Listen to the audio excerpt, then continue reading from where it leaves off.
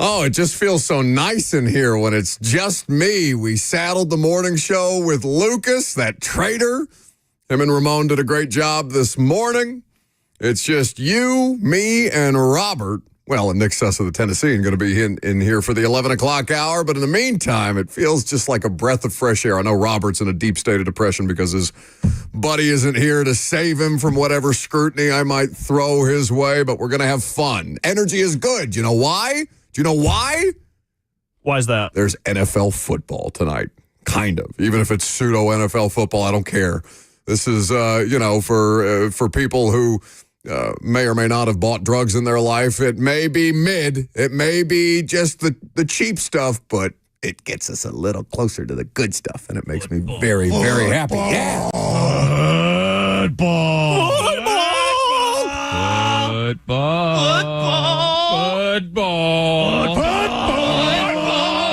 Louder. No, don't fade it. Louder.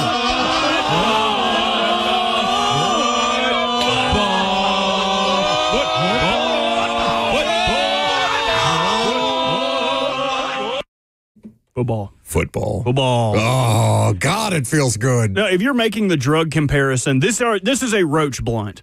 This is the remnants of what you knew of football, the remnants of what you had, and you are making do. Who among us hasn't been there? Yeah, come on. You reach into the ashtray, you need a little something. It's really just paper, but you're going to, what's it called when you take something, but it doesn't really do anything? It's a placebo. This is a football placebo. Like in college when you ran out of money and you're just having to scrape the bottom of the bowl. You're like, fill these Please Heineken God, cans. I know it's just tar, but give me something. Fill these Heineken cans with water. I need to feel something. Oh, Trey Lance starting a game for the Los Angeles Chargers is the football equivalent of scraping the bowl to just feel something, but it's okay. It's the Hall of Fame game, and I cannot wait to be bored with football 20 minutes into the Hall of Fame game, but that's okay. That means we're just one step closer. Titans are off today. They will be back on the practice field tomorrow, a fully padded practice, which was a late announcement. And I'd be curious, we'll speak to Brian Callahan tomorrow morning. I'd be curious why they decided to just squeeze an extra one in there before. I mean, they're having 3 straight days, right? They're doing fully padded practice tomorrow morning. Then they will have practice also on Saturday morning and Sunday morning. So while you all are enjoying your weekend, hopefully we will be able to provide you some additional Titans content. If you're just sitting around the house on a Saturday morning having your coffee, well, you can watch some Cam Ward highlights and listen to us interview players after the fact. We are going to be very curious to see what happens in all of these preseason games, to be honest with you, because the Titans have roster needs, and they have the first claim in the waiver order. So guys who flash in the preseason who may just have a logjam at the position, depending on what team or what position group you're talking about, this is a team that could absolutely benefit from picking off the scrap heaps of somebody else, because there are good football players out there that can meaningfully improve, if not, the top end of your roster, the depth on your roster. And God knows that not all 53 players that are on the initial Titans roster when we get ready for the regular season will be healthy the whole way through. So you have to make sure that you're in as best position as humanly possible. And that number 1 overall claim in the waiver order will give them exactly that. By the way, I guess we never really mentioned that Treylon Burks cleared waivers and is back on the Titans injured reserve situation? Yes, so he would be there until he is healthy, and then they can reach an injury settlement, which he was a first-round pick. All of his money is fully guaranteed anyway, so I assume that he would stay there until the new league year. But that's just my own perception. Well, or if they can bring him off injured reserve and then just outright cut him, release him. Yes, which would give him an opportunity to be picked up by another NFL team. But, yes, that is a transactional note that we failed to mention yesterday. But you noted that the Titans will maintain the top of the waiver order through, I believe, week 3 of the regular season. And one of the most advantageous positions they're in having training camps with both the Bucs and the Falcons is both of those teams are relatively deep on positions that the Titans could use positions of need at. So not only will they get to play them and see those players during the preseason, which all coaches are privy to that film, They would also get to work out and see those players practice. So getting to see the bottom of the roster for the Bucs and the Falcons, that's a big deal for the Titans. And you're going to be out there. You're going to be out there for both joint training camps. So that'll be good information for us. And what we're going to do, because we've been doing players while we're here in Nashville, just because it's easier to do that while we're at Ascension St. Thomas Sports Park. On the road, we're going to have Brian Callahan, we're going to have Mike Borgonzi, we're going to have Chad Brinker, three guys who at least have some level of input in the roster construction, because as you're doing joint camp, it's not just about the work that your team can get, it's about other guys on the roster, as Robert mentioned, on opposing rosters that you might have interest in if they look good enough in a preseason game for you to think, maybe that third running back on my roster could use an upgrade. I like the third running back on the Bucs roster. Let's see if we can't scoop him should he not make the active cut. 615-737-1045 is the number. F&M Bank Chat also at your disposal. You can tweet the show at Buck Rising. What is your Twitter account?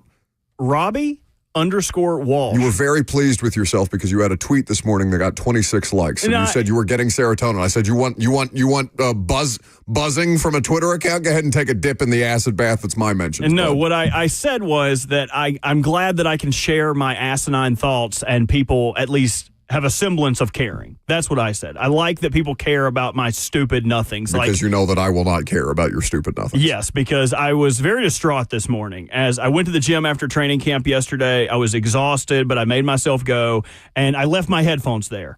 So this morning, I was like, I'll swing by, pick them up. You don't use AirPods? I do. They're my earbuds. They're my earbuds. But I can see them on the map that it's like the last place you connected was the gym. So I knew I left them there. Pulled into the parking lot, ran in there, saw Susie Q at the front desk and was like, hey, did anybody turn any headphones? She was like, didn't you lose these last week? I'm like, that's not the problem.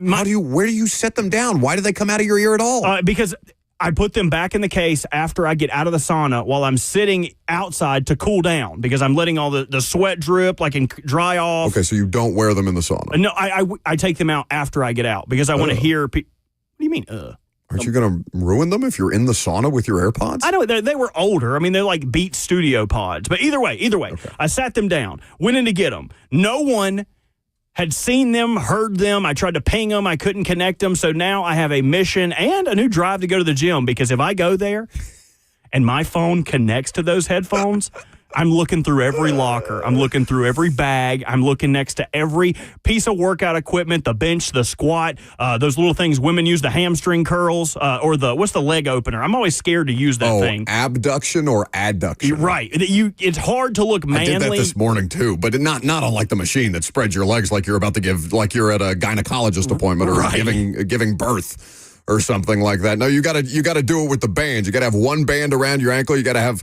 I don't know what kind of equipment your gym has, but like we have these little sliding plates. You could use a paper plate if you wanted to. You put your one leg on the sliding plate that has the band around it, and you squat on your plant leg and send the other leg out and then bring it back in, which is a much more masculine way to do that as opposed to sitting in the gynecologist chair. I think I'll just have terrible hips. I will have terribly weak hips. Cheyenne likes me still, though. Anyway, I did not find my headphones. I am on the move. I am on the search for whoever took these. If you see someone in the Hermitage area wearing a pair of red Beat pods, you just go ahead and give them a good old knuckle sandwich right in the bridge of the nose for Bert. Oh, the bridge of the nose, the worst place to get hit. But my point with that, asking for Robert Walsh's Twitter account, is because you can tweet the show as associate producer of the Buck Rising Show. Vincent Love tweets us. He says the Hall of Fame game is below mid. So we're going a grade below in terms of our drug use. He's alleging that we call the Hall of Fame game in drug terminology Reggie Bush. I could get down with it being Reggie, but I think what is more Reggie is the field. And that is why the football is so bad, because coaches don't want to put premium players in the position to get hurt on a terrible field. It's essentially a high school field. What happened a couple of years ago where they couldn't play the game or had to call the game early because of some kind of mess up with the paint? I can't remember exactly what they did. I want to say it was like the Colts and the Bears in the Hall of Fame game or something like that. It was the Cowboys and the Steelers in 2020. Awful. And along with the annual enshrinement ceremony was that was the coronavirus. Okay, I think I know what you're talking about, though. There was an issue where they botched the field and something happened to where the players couldn't maneuver around or it was unsafe for them to be out there. So, yeah, the Hall of Fame game is where you send out the third stringers and the fourth stringers. And, that's typical of preseason, which is why we have joint training camp practices, which is why it's incredibly important for the Titans to get work against the Tampa Bay Buccaneers and the Atlanta Falcons when they go on the road. They are keeping them on the road for 12 straight days. I'm not doing that. I'm doing 3 and 3.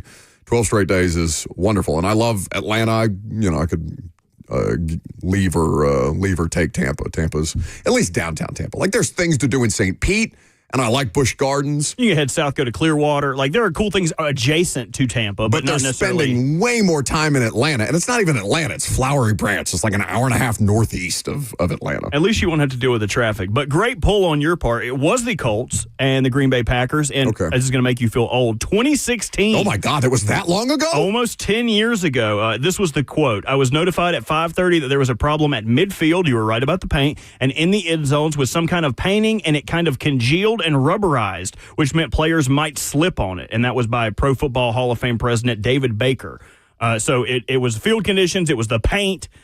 Hopefully we do not see any issues like that, because we were informed we would get to see Chargers' second overall pick, Omarion Hampton, in the game tonight. I assume he will get one carry, and they will take him out. Hey, man, he's my dark horse for Rookie of the Year. Like, I know Ashton Genty is favored, and then Cam Ward would be the next obvious selection because he's going to be a starting quarterback as a rookie, and best I can tell, Tyler Shuck is the only one that has a chance. They haven't made a proclamation on the starting quarterback in New Orleans, have they? I don't believe so, and most of the beat writers around the Saints have said that Shuck has looked less than excellent. So I think that quarterback room is in full flux, and we could see any of the three, whether it's the handsome Jake Haener or Spencer Rattler or Tyler Shuck. I guess Omarion Hampton, because Najee Harris, I don't think he's going to miss time into the regular season with the firecracker that hit him in the eye, or he had an issue with firecrackers on July 4th, or fireworks, where one struck him in or around the area of his eye that was going to cost him at least a little bit of time.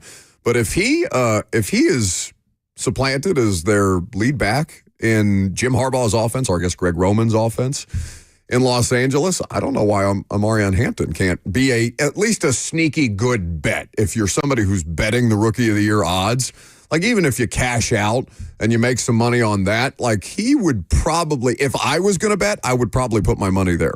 Another guy who is getting rave reviews at Panthers camp right now, Ted McMillan, who I was kind of bearish on. I wasn't exactly the biggest fan of his, but with the Panthers selecting him, he had a circus catch yesterday at Panthers training camp trying to keep my powder dry.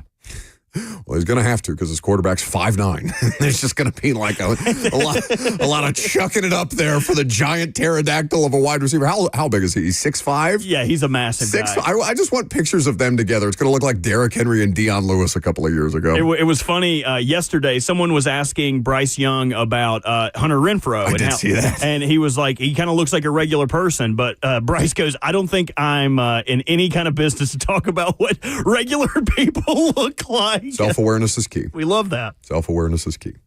615-737-1045. Speaking of things around the league, it's always nice to have a day off of camp because you can catch up on what's going on around the rest of the NFL. We'll also hear from Cam Ward because he thinks your offense is mid, and we're going to dive into the details on that and what the coaching staff is doing to ensure that Cam Ward struggles more than he initially did in their first day of training camp practice. I'm Buck Rising. It's 104.5 The Zone.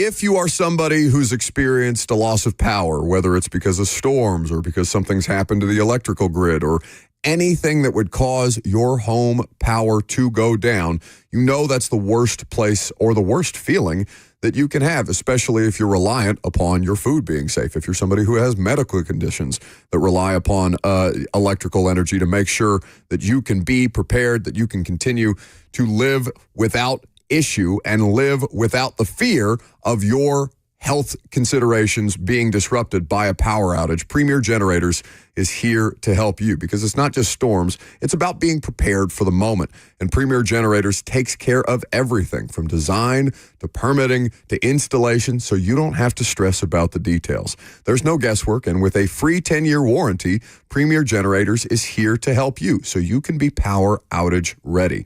There are so many people that think the process of installing a home generator is a bit of a pain, but that's not what Premier Generators does. They're going to make it as turnkey for you as humanly possible. The time to call is now, so make it a point to call Premier Generators.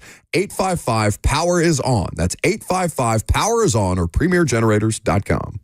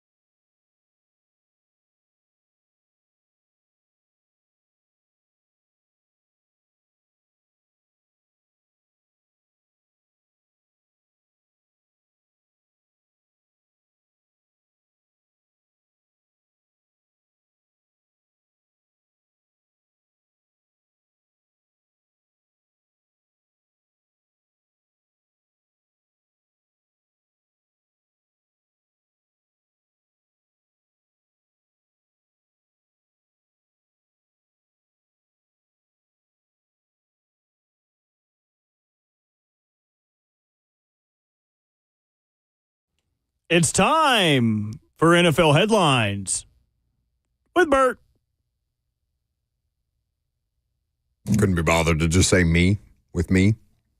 Well, you're not presenting the headlines. No, you, as in with me. With Bert. With me. Okay. Okay, let me start it over. Sorry. No. No. Please don't. No, you're right. You're right. If we're going to do this correctly. I almost said a bad word.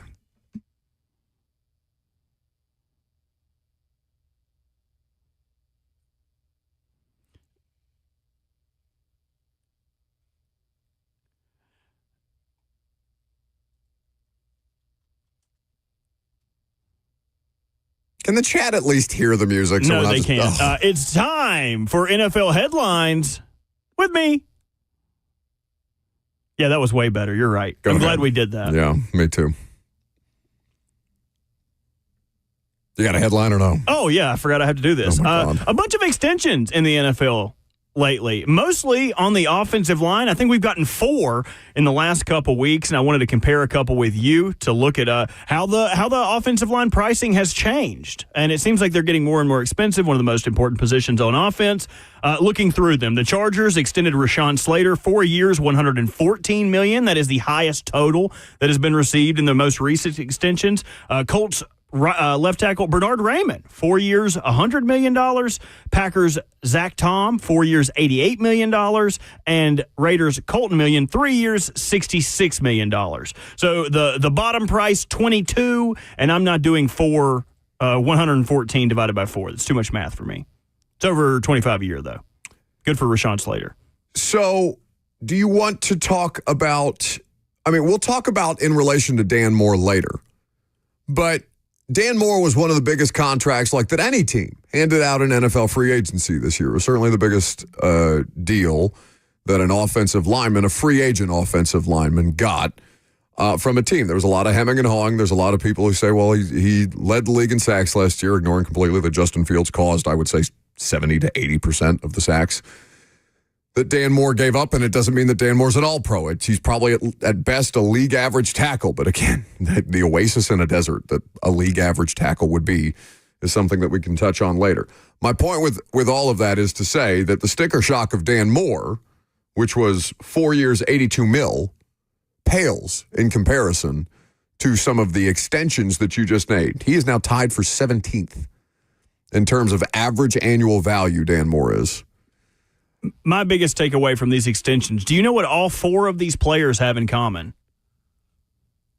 Name them again. Slater, Bernard Raymond, Zach Tom, Colton Miller.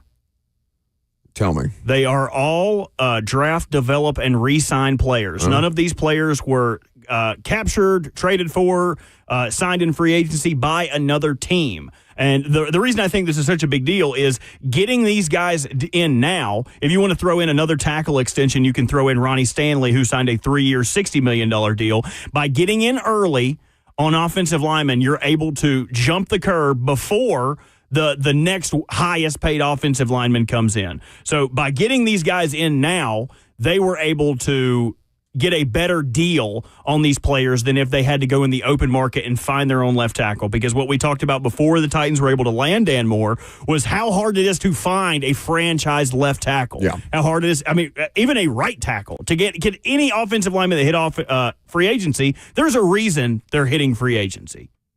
Which was the biggest red flag about the Dan Moore signing to me, which, again, we'll touch on later. But for the Chargers, it makes sense. Jim Harbaugh is going to run the air out of the football. They've invested heavily in the offensive line since they've been there. Green Bay has I'm so curious to see what happens or what the Jordan Love career arc ends up being. Because if you'll remember, Robert, I might have picked him to win MVP last year. Which I don't think is a terrible dark horse bet. I think your worst bet was that the Jets were going to win the Super Bowl. Yeah, for sure. That was a dumb thing for me to say. I also had who did I have from the AFC in the Super Bowl? Did you have Shane Steichen winning Coach of the Year? I did have Shane Steichen winning Coach of the Year. Yeah, all of those were dumber than Jordan Love MVP. I think other people would have agreed with you in the preseason that Jordan Love had the ability to win MVP. The only thing that I got loud right was Jaden Daniels as Offensive Rookie of the Year. 2 out of 4 ain't bad. No, not in those. Not when you're just throwing darts at a wall, bud. But honestly, the Jets was my biggest, F it. I think it would be funny if we would do like season predictions, and then I guess I'm the only person that can technically bet on the NFL with you working closely with the Titans, Lucas on Titans Radio. Yeah, Lucas is literally, I mean, I guess I'm technically on the team broadcast too with that segment that me and Wyatt do. But yeah, I just don't bet out. I don't bet on the NFL. I wasn't betting on the NFL before I was on Titans Radio just because of I think that's an ethical issue. I would be interested to see whose expectations would garner someone the most money if they tailed us. But that's something I can do on the side. To the AFC North, where there is an addition to the tight end room of the Cincinnati Bengals, where Noah Fant signing a one-year deal after being released by the Seattle Seahawks. He took visits to both the Dolphins and the Bengals. Dolphins, as we've talked about, have one of the worst tight end rooms in the league, even after adding retired Darren Waller. He decides that he will not be the hero Miami is looking for. He goes to Cincinnati, where they already have a big tight end to play big slot, and Mike Gesicki. Does this seem redundant to you? Yes, as far as a scheme fit, especially for a team that doesn't heavily utilize, or at least historically, has not maximized the role of tight end in their offense. Now, why would you when you have Jamar Chase and T. Higgins and Joe Burrow? And they've really had a foundation of a run game for a long, long time, even before even before Zach Moss and like Joe Mixon. Joe Mixon is a volume carry running back. He's obviously in Houston, or has been for at least a year. I am a bit confused by this. Now, at least in the reporting that I saw from Schefter, as of this morning, the latest update to this was 9:42, so 8:42 a.m. Central Time. I had not seen money on Mike Gesicki. Is there money out there yet? I have not seen it. Not Mike Gesicki, I'm sorry. Noah Fant. Noah Fant, I assume anytime the contract details aren't immediately out there, it means that they're probably not very glowing, and the agent isn't trying to toot his own horn by leaking these things to Schefter or Rappaport. Say, oh my God, look at the deal that Athletes First or CAA or WME got. Well, I don't think WME's football representation, but still, that whichever agency got this player, I should sign with him if I'm an up-and-coming college player, or that agency, because they'll get me the best bang for my buck, even though a lot of these deals end up being monopoly money, and the phrasing that the agents leak to the national NFL reporters is typically not quite what the actual contract is. The guarantee matters more than anything else. Noah Fant in Cincinnati feels like a flyer, but who's the wide receiver 3 right now in Cincinnati?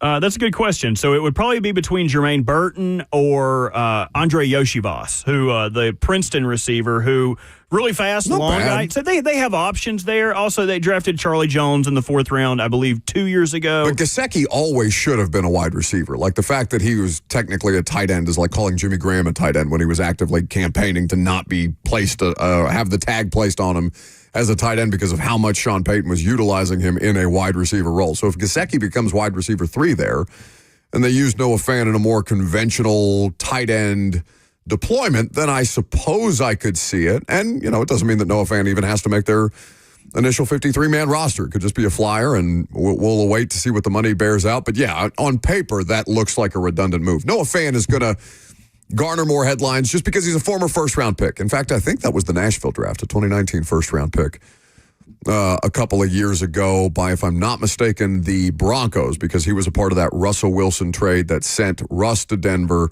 and Fant and a couple of other players, along with draft picks, Drew Lock, Shelby Harris, to Seattle, a defensive tackle, and of course Drew Lock, the backup quarterback. So people smarter than us agree with your second point, that if they use him as the inline and Gesicki remains the big slot, that would be a way for them to circumvent their lack of a wide receiver 3. Still have T. Higgins, Jamar Chase on the outside. Another reason I think this move was not necessarily forced, but the Bengals were ecstatic to be able to land him. In November of last year, their 4th round pick, Eric All out of Iowa, who was an incredible tight end, but had always had trouble staying healthy. He tore his ACL in November of last year, more of an offensive weapon than, say, their 3rd tight end, Drew Sample, who's more of a blocker. So adding another weapon for Joe Burrow, I don't think they've had this good of a tight end room since maybe when Tyler Eifert was there. Having 2 guys who can be kind of multiple with them, you won't really know what they're running. I think this is a good move for Cincinnati, and I hate saying that. But the AFC North giveth.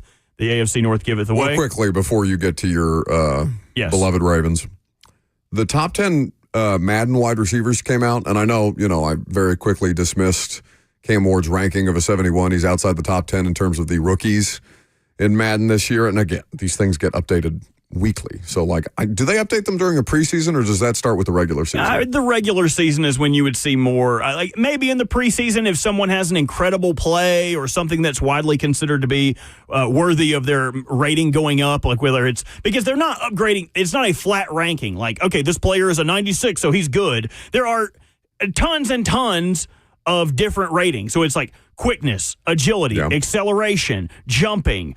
So they could go in and upgrade and be like, okay, I saw this player jumped a little bit better. We're going to give them a slight boost to their jump or what have you.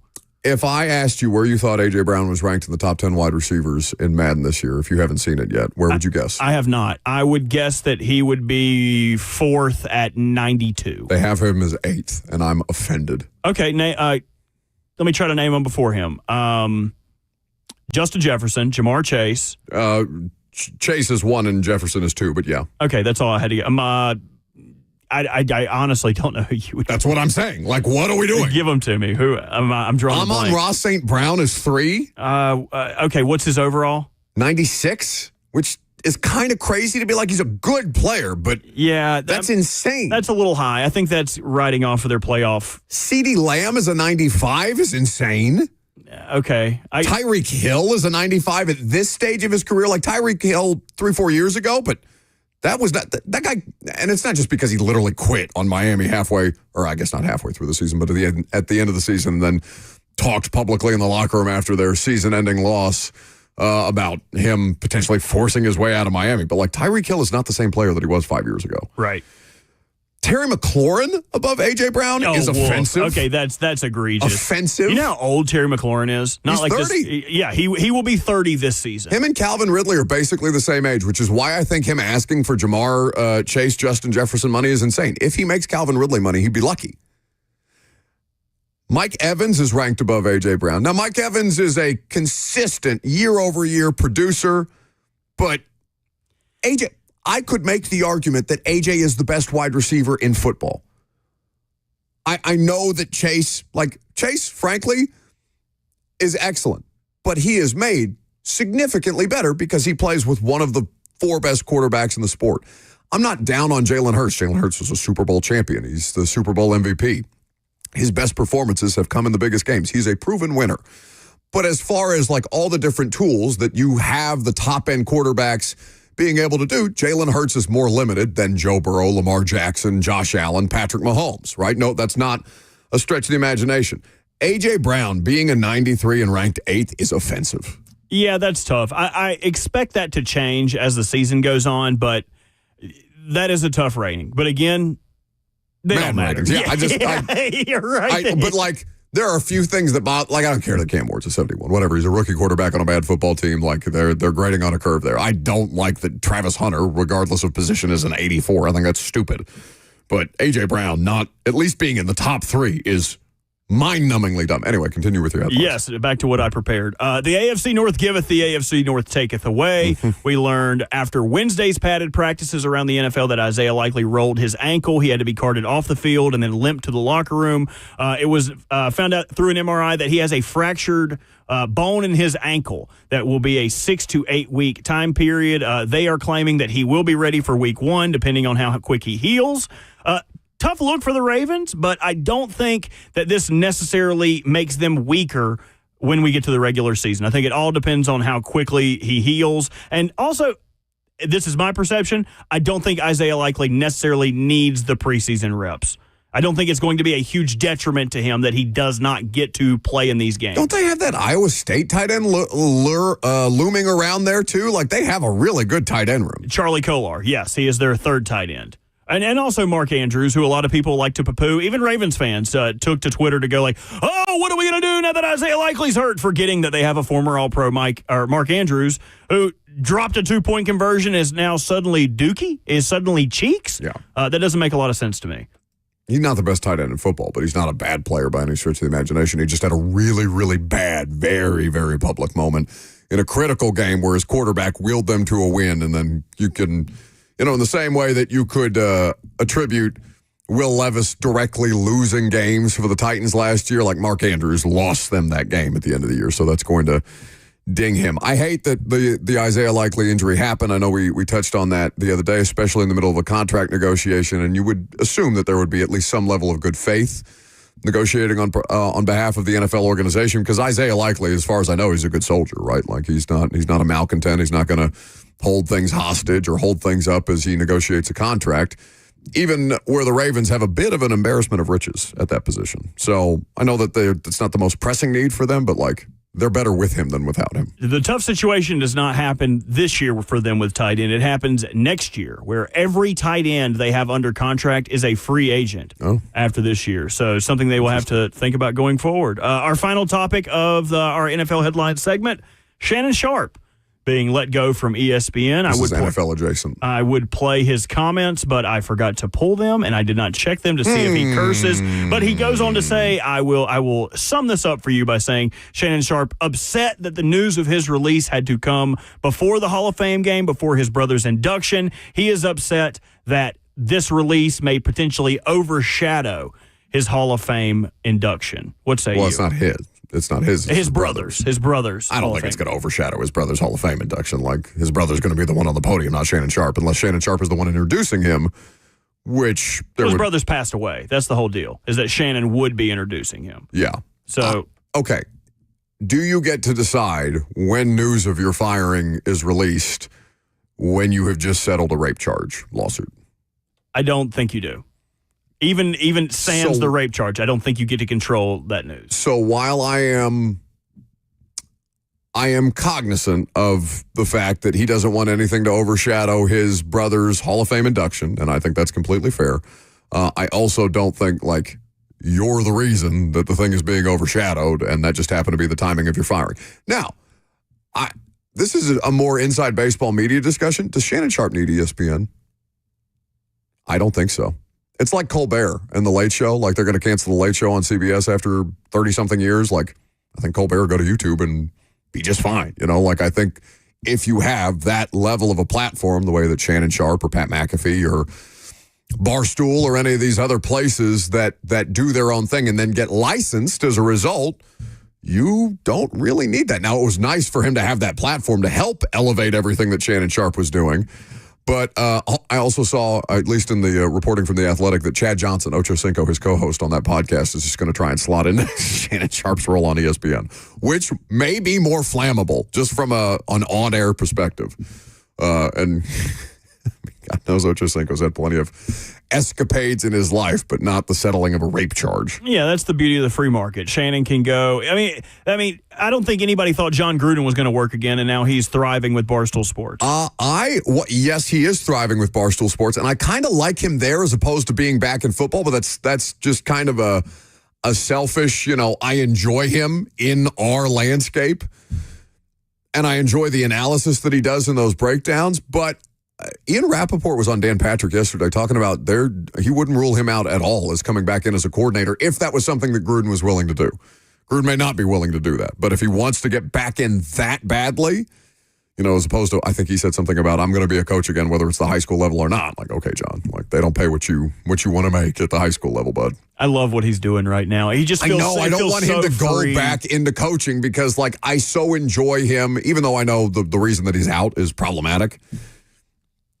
I don't know. Gruden is still entertaining. And from a football perspective, you still stand to learn a lot from him. So I've enjoyed watching his stuff. And like that conversation with Gino Toretto about Cam Ward. It wasn't just about Cam Ward. They did a whole sit down. But like Gruden is generational that way, where his timeline spans so many decades of football that he can, and the history of it to tie into the new age, to interviewing the draft prospects and stuff like that. Gruden getting back in as a coordinator would be interesting, but I feel we would be less as a society for it. The new thing they have him doing is just flexing his football brain. Are you familiar with the Immaculate Grid?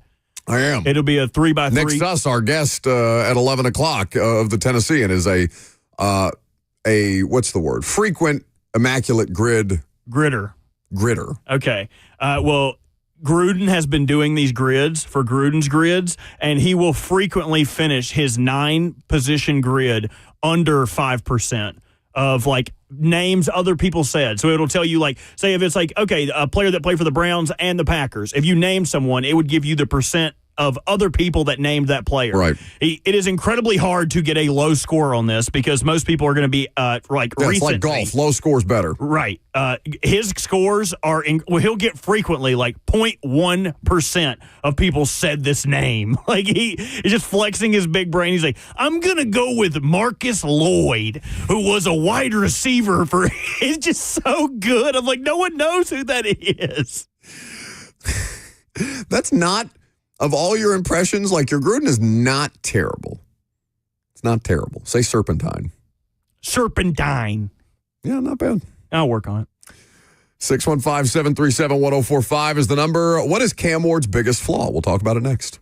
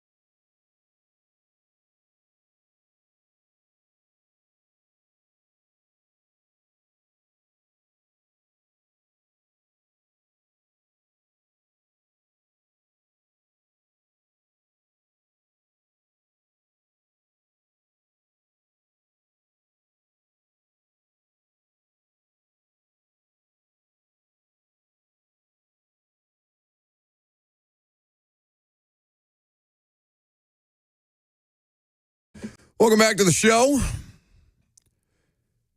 Fueled by Hattie B's Hot Chicken, the best hot chicken in the world. 615-737-1045 is the number. If you want to jump in, what is the biggest thing that's going to hold Cam Ward back in 2025? You want to take a guess? Maybe some of y'all have some thoughts. There were some detractors in the draft process, certainly, and by no means is he a perfect prospect, but you don't have to be a perfect prospect to succeed. At the NFL level, you just have to continue to grow, progress, and make sure that you are surrounded by a good enough team to make sure that you can achieve what your potential indicates that you should achieve, and beyond that, develop potential into skill, which has been the biggest issue for any Titans player really drafted in the last couple of years. I mean, for God's sakes, we've been talking about Titans. I'm so mad that Slay left that Traylon Burks jersey in here. Why is that in here?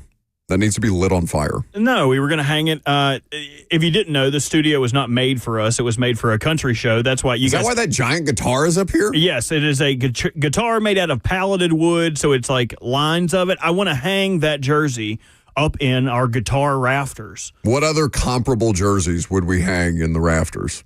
Titans, Adrian Peterson, Des Fitzpatrick. Your Nashville SC jersey? You can't fit in it. No, I fit in that one. I fit in that one just fine. What I don't fit in is Lucas's Brazil jersey that he got me. We can hang that in the rafters, too. I'm not trying to be like the Colts here and just hang things in the rafters just for the hell of it. Oh, you don't even have to go as far as Indianapolis. Just look at the Predators. The Preds do dumb bleep like that all the time. So I think we have plenty of rungs in which to hang things. I think we should start coming up with Hall of Fame classes to hang in the 104.5 The Zone rafters. You can have, I can donate one to you. I've got my, Lawan bailed on that Sound celebrity softball game a couple of years ago, so I filled in as a replacement. I've got that jersey you can have. Ooh, I love that. That seems as terrible as a Traylon Burks jersey. So it's Nashville Sounds, but it has Taylor Lewan's name on it. No, it doesn't have Lawan's name on it. Oh, that would be... that would actually be funnier. That would be worthy of putting up in the rafters. Titans fans are hoping that Cam Ward's jersey ends up in the rafters. Nice transition. I try. Well, what's the thing that's going to hold him back the most in 2025? 615-737-1045. Some of you may have opinions on this, and some of you haven't seen him yet. Like you read practice reports, and you see that he's been struggling, and we've got some Nick Holtz audio if you missed that interview with the Titans offensive coordinator and Greg Cosell yesterday to provide some additional context as to why the struggles look as glaring as they do. Because that's, you may not believe it, but it's by design. And I'll expand more on that later in the show. But the thing that's going to hold him back the most is that he plays for the Titans. This roster is still bad. There is not nearly enough things on this roster for Cam Ward to succeed in 2025 at as high a level as Cam Ward may be capable of succeeding. It's not just yesterday where I'm watching him throw as good a deep ball as I've seen him throw all camp. Right in the chest of, right to the exact spot that he needed to lead Jaquan Jackson to throw for a touchdown. And I don't think Jaquan Jackson's going to be on the active roster or the initial roster by the time we get to September the 7th. But this wide receiver core is still suspect. I can be excited about Alec Iamaner probably 2 years from now before that turns into a viable starting caliber NFL wide receiver. Given some of the stuff that he's going to have to work through. Jackson Slater the same, right? Nick Holtz was gassing up Jackson Slater a little bit yesterday. Says he was one of the guys in camp that's been moving up the depth chart with haste. But Jackson Slater, not just because they have starting offensive line in front of him, is probably going to be a little while before Jackson Slater turns into a competent to potentially above average NFL starter or player. Cam Ward's biggest struggle is going to be overcoming the team that he plays for. And the ways that they can mitigate that are, one, he's going to have to elevate them. Two, the special teams. How good was Brett Kern yesterday? Oh, my God, he's incredible. Phenomenal. I wish you would retire and we could have Brett in, and this could be the Brett Rising show. Well, you can have... you're welcome to buy out my contract at any point. When Kern I'm happy disagrees, to get paid to do absolutely nothing. When Kern disagrees with one of my points, he goes, "Ooh, I can see where you're coming from, but..." Rather than me just yell at you. And say that you're so wrong. wrong. Oh, I can't believe you'd say something like that. It's not quite that overt. I just I would typically look at you, smile, and say, "Oh, that's cute that you're comfortable saying that in front of a microphone." Okay, yeah, you're which right. I think cuts a little deeper. Oh, I hate you so much. But the special teams has to help him. Has to help him. What did Kern say? Hey, Cam, what if we could give you 50 free first downs because Johnny Hecker's your punter instead of Ryan Stonehouse? And that's an upgrade. That's going to help Cam Ward. There are things here that they have done to help support him in the initial, in the early goings. But his roster is still pretty poor. We were talking to Cosell yesterday off air about Kevin Winston Jr. and Greg seemed maybe a bit surprised that we thought Kevin Winston Jr. was going to get out there sooner rather than later. And I think the question or the response from Greg was something to the effect of, oh, the secondary's down that bad. And listen, Greg likes Kevin Winston. He had him graded out as a first-round prospect prior to the injury. So it's not any knock on Kevin Winston. But, you're throwing a lot of young dudes into a lot of meaningful roles right away because you just don't have players that are better than that on the roster right now. If Alec Iamander starts, it's because you don't have a better option than a fourth-round rookie. And that's not an indictment of Alec Iamander. He can become a good NFL player. He's not there yet. The offensive line situation as they work their way through, there are going to be some growing pains. He's going to experience some growing pains with them. They are by no stretch of the imagination a finished product. I was talking to, it's funny, I saw you take a selfie with a fan yesterday. I did not. They took a selfie with their phone that I happened to be smiling in. Were you asked for said picture? Yes, I didn't. Like, hey, you want to take a picture, buddy? I didn't. I think that's far more likely than somebody requesting a picture from you. No. I think that's the interaction that I walked up. If we're calling out people, you tweeted, first time I've been asked for an autograph, when Landon asked you to autograph his something. Oh, no. I said first time I've asked somebody for an autograph. I think people misunderstood that. Yeah, no, I thought I was doing a nice thing there, saying that I asked Landon for his autograph as opposed to being like, oh, look at me, I signed so many autographs. I'm mostly just jealous because I wanted to land an autograph. That's what I was upset about. Well, he didn't deem you worthy to give you one of his autographed Nashville Sounds baseball cards. My point is that I'm not worried about Cam Ward. I'm worried about the organization that he plays for and the team that he's currently on. That's my biggest concern. Like all the hemming and hawing about interceptions at training camp practice, okay, that's fine. Talk to me in 2 weeks. If he's still doing it, then we can consider it a problem. But right now, I'm just looking around at everything else that's surrounding Cam Ward and being like, yeah, that's suboptimal. That's below average, which is, I think, a position that at least I've held the entire time. Like, yeah, it's going to take some time. And they're cognizant of it. It's why Chad Brinker was not outright laughing at the question that Joe Dubin asked him about, can this team that you put on the field tomorrow, the day before training camp, can that team win a Super Bowl? But he all but out loud laughed. Chuckled, look over Borgonzi. Borgonzi's as stone-faced as humanly possible because you're not going to catch a first-year GM for this organization in that trap being like, yeah, we can win the Super Bowl. Don't tell Amy that. You may be out of a job. I think that, speaking of Nick Suss, who's going to join us here in about 5 minutes, I think that there are a couple of different things for this team to be wary of. But the thing that I'm most wary about for Cam Ward is the fact that he plays here on a bad roster. That, I think, is going to be the thing that holds him back the most in 2025. 615-737-1045 is the number. You can join in on that. Nick Suss of the Tennessean will join us in studio coming up next.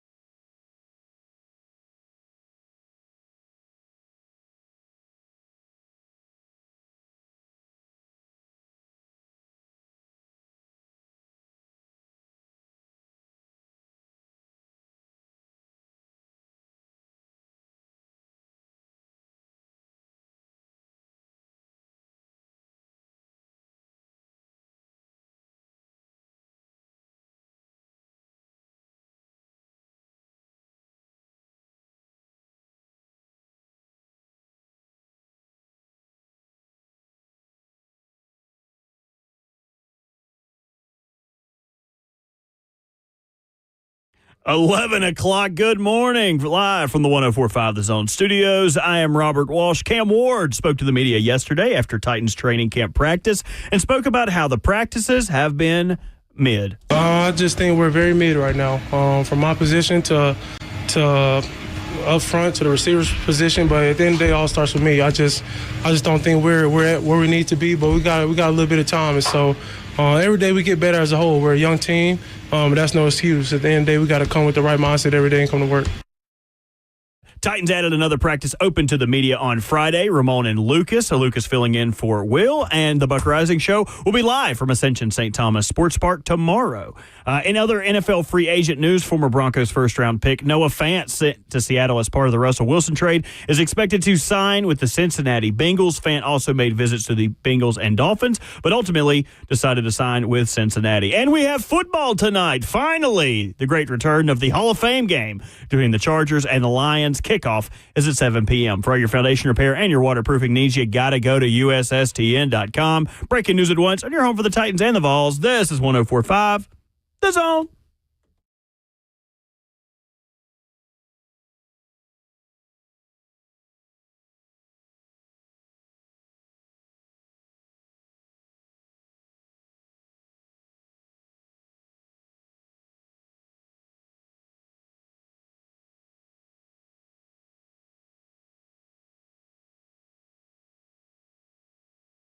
Second hour is upon us. We are unburdened by Lucas Panzica today. We made Ramon Foster carry that heavy, heavy load for 4 hours this morning.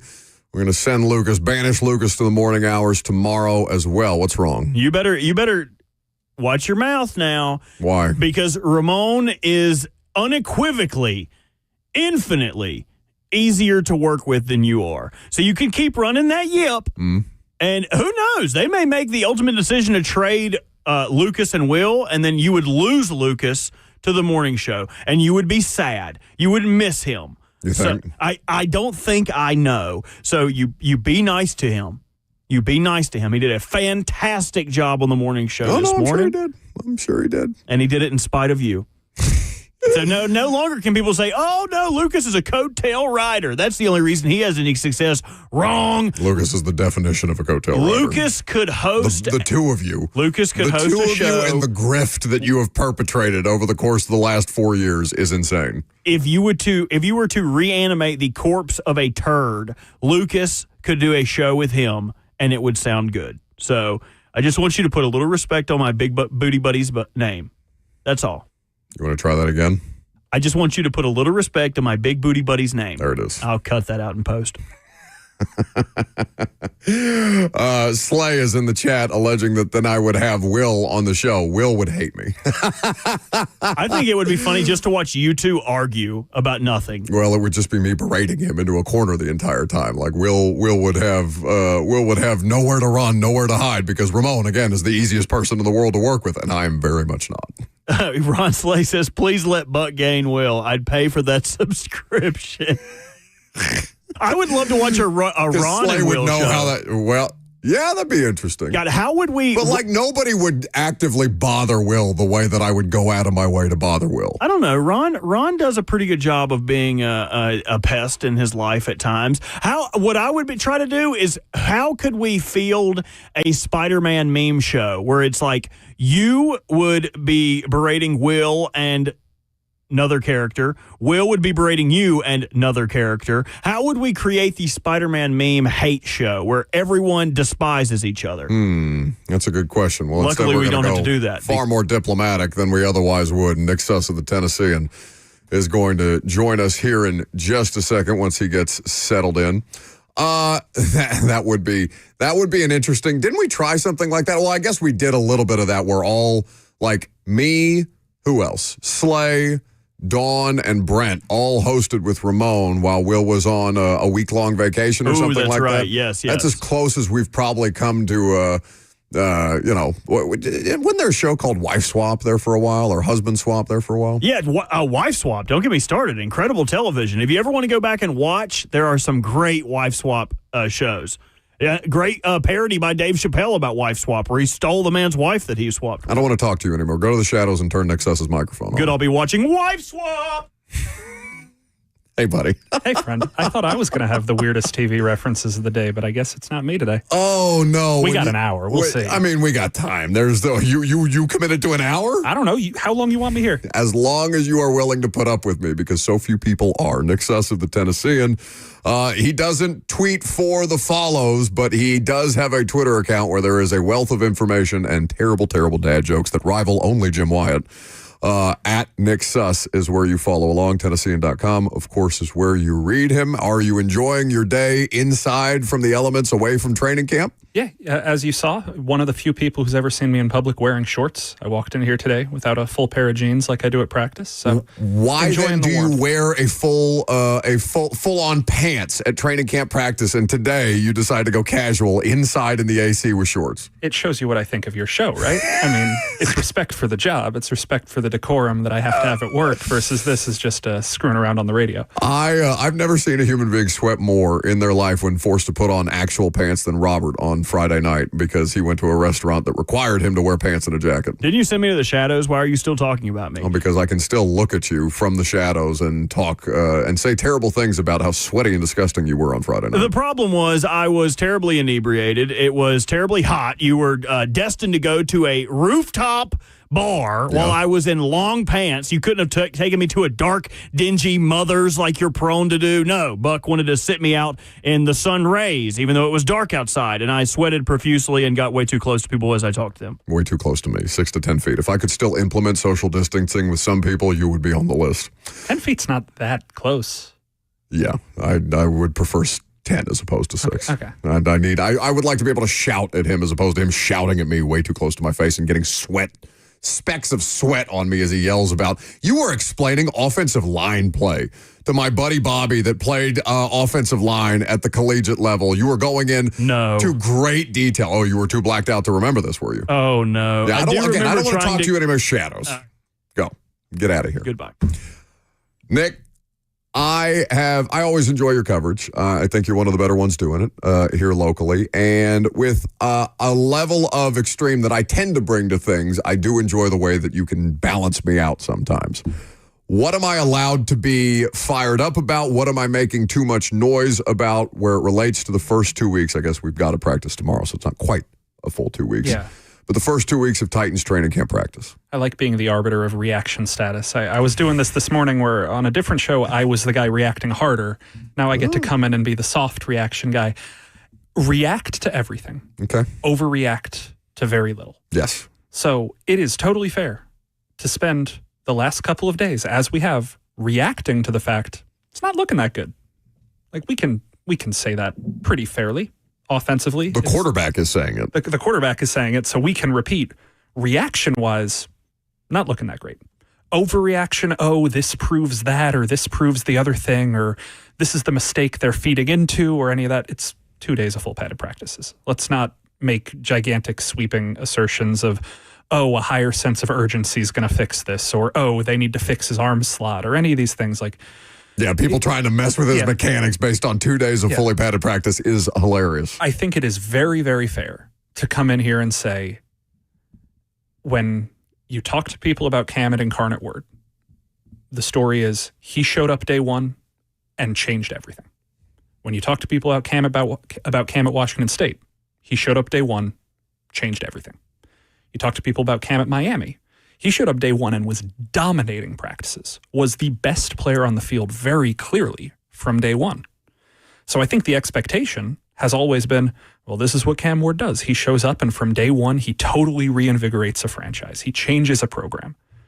That has not yet happened. Yeah. And I think it is fair to say that if your expectation was he's going to be the transformative presence he was 3 different times in college, it's fair to be a little bit let down by the fact that he is a rookie quarterback learning the NFL. But then listen to what you just said.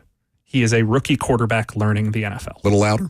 He is a rookie quarterback learning the NFL. Yeah. So anyone who is making sweeping judgments about, oh, this was this mistake, or going back to trade offers that were left on the table, or God forbid, just ruling Cam out as he's going to be a bust or a bum or whatever, missing the point. Like, this isn't what people wanted it to be through 5 practices, but that doesn't mean this is the judgment day. This is just react to the fact it's not good enough.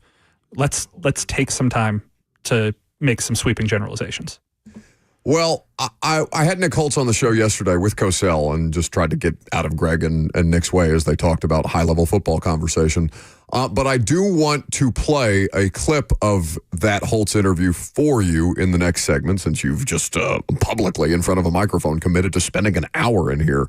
What else I got to do? I don't know, Big J Jurdo. You tell me. And your teenage grandpa hat. That's excellent. So Nick Suss is hanging out here with us. We're going to play a clip that I think you all should be aware of and that I would like Nick Suss of the Tennessean to react to from Titans offensive coordinator Nick Holtz about why, or at least in part why, Cam Ward has looked less than great through 5 training camp practices. I'm Buck Rising. It's 104.5 The Zone.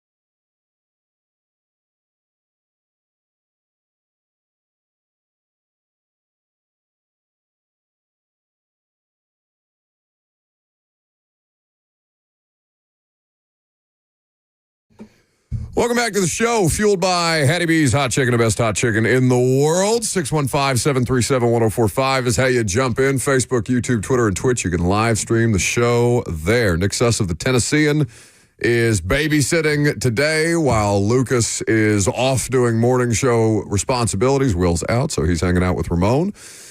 Did this morning and will tomorrow as well. Titans are back on the practice field for a fully padded practice, which was not initially scheduled, but the PR director texted us all last night and said, hey, boys and girls, fully padded practice tomorrow. Bring your lunch. So I don't know if that's, hey, let's get a few more reps in here before Todd Bowles tries to take our lunch from us in full pads, because God knows Denard Wilson has been, throwing some looks at the young rookie quarterback to try and make his life just a little more difficult. Absolutely. It's been fun to watch if you like blitzes.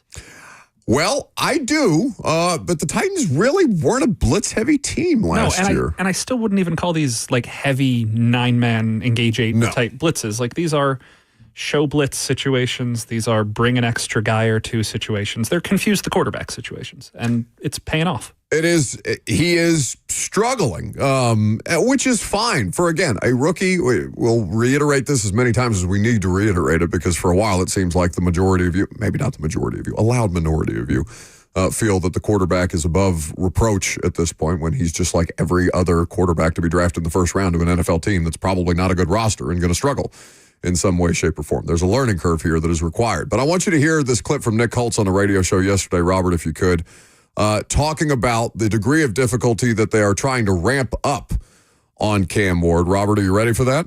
He seems to be having a conversation. Are you paying attention to me? Robert, can you hear me? To watch practice and actually try to, discern something from our vantage point, Nick, as opposed to what you guys are trying to accomplish on a day-by-day basis. For sure. We put the offense a lot of times in some tough situations. Like the other day, we had a bunch of third and longs, and, those are completed or converted like 20%, in the conversion rate in the league. So we were sitting there, and, all of a sudden, he gets frustrated because he wants to have success and things like that, and you kind of can feel it, and the fans are out here, they want to see some conversions, and it's 3rd and 11. We put him in a bunch of those and kind of teaching him to, sometimes you just got to check it down, put the ball in play, and then that ball gets completed, and now you got a chance to, if it doesn't get the first down, still go and get more yards and maybe go 4th and 1 or 4th and 2. So those are all learning situations for him, and we've really made it tough on him from a lot of, our defense has a lot of fronts and coverages in, and we're really not, in the league, it's kind of called script pimping. You go look and see, okay, they're going to play Tampa 2 here. Let's put Is that official terminology? I think it's an official term. And so, you don't go over there and kind of do any, give yourself a little competitive advantage. So he's really kind of seeing a lot of things for the first time. So it's been good. There's certainly, the turnovers, we'd love to not have those, but those aren't all on him either, so. Yeah, so there's there's a lot of context here. I mean, and obviously I know this, but this, Greg, you got to talk to me like I'm 5. Like, that's how this works. Well, because Nick and I obviously been talking, so you want to put quarterbacks in tough situations now, because the last thing you want to do is have the quarterback face tough situations when it's week 3, and he hasn't seen a whole lot. And plus, and you can speak to this better than I can, not only does Denard Wilson do a lot of stuff, but you're going to go to Tampa, where Todd Bowles is going to show him an awful lot, because he's got very multiple pressure schemes. The thing we talked about is we kind of, as Brian and Mike set up the preseason schedule, we've got Denard Wilson, which is the Baltimore themed defense, which is kind of the most popular in the league right now. Then we go to Tampa, which probably has one of the 2 or 3 most complex blitz packages. Then we go to Atlanta, and you'll get the jet front, kind of the Gus Bradley, old Seattle defense front. And then we come back here and play Minnesota. So before we play Denver, with the Brian Flores, I know, with that ridiculous blitz package where there's more people. He's an insane person. Yeah. It looks like there's 13 people on the field. You're like, wait a minute, they can't have all these guys here and a guy in the post. How's that work? Right. So we're going to be we feel like the preseason will set us up with exposing not just Cam, all the players of the offense to all these different looks. And I think sometimes when you go up against maybe a simpler defense, you can kind of find your plays that are, bread and hey, we need a good one here. We know they're going to play an over front, they're going to be in too high, and we can run kind of one of those plays. So that's where, for us, we look at the preseason as we're going to get a lot of answers out of what we want. So Nick Holtz and Greg Cosell, at the start of the radio show yesterday, you can check out the full interview. I think it's worth your time via the podcast. Nick, they're making it hard on him by design. Yeah. Yes. Good. This is not a situation where you want your quarterback to come into the season overconfident, incorrectly confident, unprepared for what he's going to see. Whether or not it's important, we'll see. If he's going to play the way he plays, if he's going to need to be a guy who fails on the field in order to figure things out, that's going to happen when it happens. I think I've talked about this before, this idea that you have quarterbacks who learn by the mistakes they make on the field and they learn by the mistakes they make in the film room. Cam very much seems like a guy who learns from on the field situations. And so if these are the kind of situations that are going to force him to learn, if facing the Tampa-style defense and then the Raheem Morris-style defense and then Flores-style defense, all leading up to Denver, get him to a point where he's ready for Denver, that's great. If he's a guy who still needs to keep learning through Denver and through Los Angeles and through all these early season games, that's also great. That are filled with tough defenses. Yeah. Like that first 4 weeks where it's what? It's Denver, it's LA at home, it's the Colts at home, and then on the road at Houston. Like those are 4 defenses that will cause you problems. Those are challenging, very specific kinds of defense because it's Anarumo in Indy now. Yes. Right? Yeah. So very, very unique defenses that are tough to simulate, but you can learn a lot from. And nobody wants the Titans to start 0-4. Nobody wants Cam Ward to struggle out of the gate, but like if you are giving him these 7 opportunities, 8 if you count the Titans' own defense in the first 2-3 months of the season, counting the preseason, to learn how to be an NFL quarterback, if the goal is to have him ready by midseason to be at peak performance, this is a good way to simulate it. I'm really pleased with the steps they're taking to do this. Now, if Cam goes out there and he has great performances against Atlanta, say, and gets to think, oh, I'm ahead of schedule, I don't want to get into the psychology. Personally, I don't want to get too much into what it will mean for him, but these are the right steps to take. Denver is as big a homework game, quote unquote, as any that he'll play, given the strengths of that defense, and they don't have very many weaknesses. I know they're dealing with some injury with the linebacker group right now, but still, they have the reigning defensive player of the year, and they added Jahdae Barron in the first round. They've got the best sack defense in football last year, and Vance Joseph is as creative as any of them when it comes to the way that he's going to try and make you think you see one thing before the snap, and then the look completely changes after the snap. And that's what the NFL is. But to your point, to see the tact that they're taking that way, and to see some of the ways that he's responding to it, because like yesterday wasn't a glowing performance by Cam Ward by any stretch of the imagination. And there are still some tendencies that it feels like the defense are, one, they know what the offense is going to do, so the advantage defense, particularly at this time of year, that they're capitalizing on. And that's not to take anything away from the Cody Bartons of the world. He's having a really, really good camp, and he's a veteran linebacker, and he's seen a lot of different offenses, so he knows how to read, key, and diagnose on those specific situations. But like yesterday, in the final team period, they didn't have him go full field the way that they did with Brandon Allen and Tim Boyle at the very end. And I didn't get an explanation about that. I think that the Allen and Boyle reps kept going until they got stopped. Yeah. So I think that the offense got stopped and they got off the field. Yeah. So in that situation, though, like offense, as they were working through and at about midfield for the first team yesterday, they got put to 3rd and 15. And then all of a sudden, Cam Ward throws a ball where he sees an opening in the zone and he gets 16 yards. And that's not something that you would say Titans offense would be capable of here in the last couple of years. 3rd and 15 is something that they exist very, very much in. They just haven't had a sufficient enough quarterback situation or offensive line situation to be able to bail themselves out. Now, it's not like you're going to be playing every down in 3rd and 15, but he's seen enough of those 3rd and longs, 3rd and 6 pluses, the way that they would look at, especially with some of the different looks that Denard is throwing at him and not telling him that they're going to throw this at him on any particular down, that it's at least preparing him in the way that, like you said, it seems that he likes to learn. Yeah, I don't want to get too much into the geeky numbers of this because I don't remember them and I don't want to cite the wrong stuff. But I remember looking up, you can find the story, Tennessean, back in like February or March. I was looking at per snap data, EPA data from the last college season for Jaden Daniels, for CJ Stroud, and for Cam Ward. And I was trying to see what on the field did Cam Ward do that was similar to these guys? What did he do that lagged behind those guys? What will translate? And the one thing that truly did stand out that he was equal to or better at than these guys who had such early success in the NFL was his performance on 3rd and long and in late in games.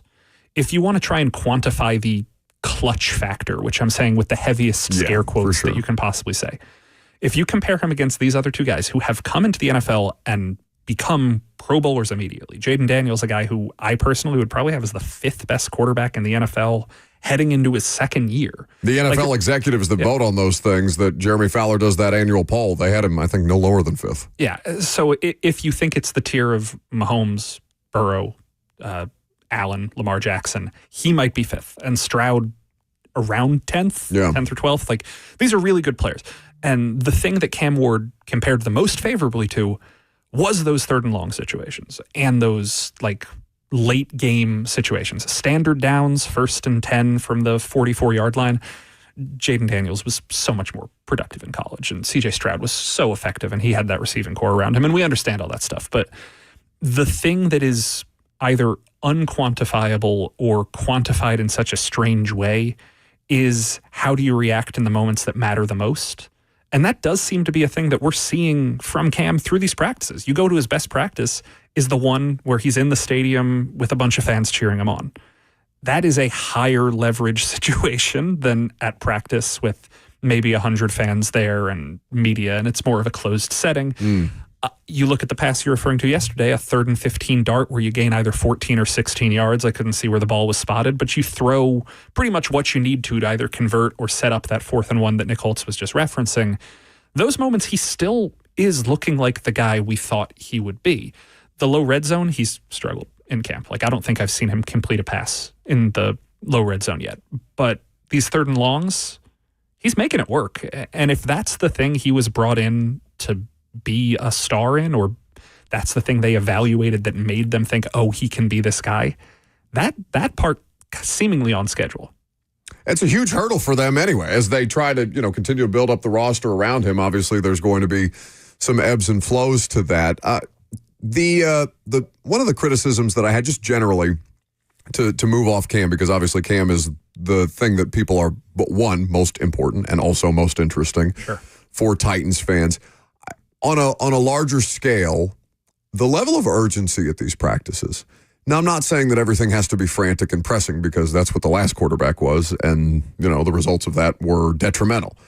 But this was the worst team in football last year, with a coach whose job is in a very tenuous position, with players whose jobs are in very tenuous positions, and an ownership group that, in my words, Nick, I won't speak for you, but I wouldn't trust the level of dedication to any one plan, given the level of turnover that we've had here in the last 3 years specifically. Maybe this is the time that they're going to commit and stick with it. There's no reason to give them that benefit of the doubt. I have been disappointed in the lack of urgency. Yesterday I described it as energy, and I shouldn't have used that word, because Brett Kern came on the show in the final hour yesterday and said, well, urgency breeds energy, essentially. I wonder if you think I'm making too much of that, or if you also feel that these practices are a bit flat. So here's the contrast that I'm seeing. And I wrote about this today, Tennessean.com. I'll get myself paid a little bit. Sure. The most important thing I heard, this thesis statement for Titans football this training camp.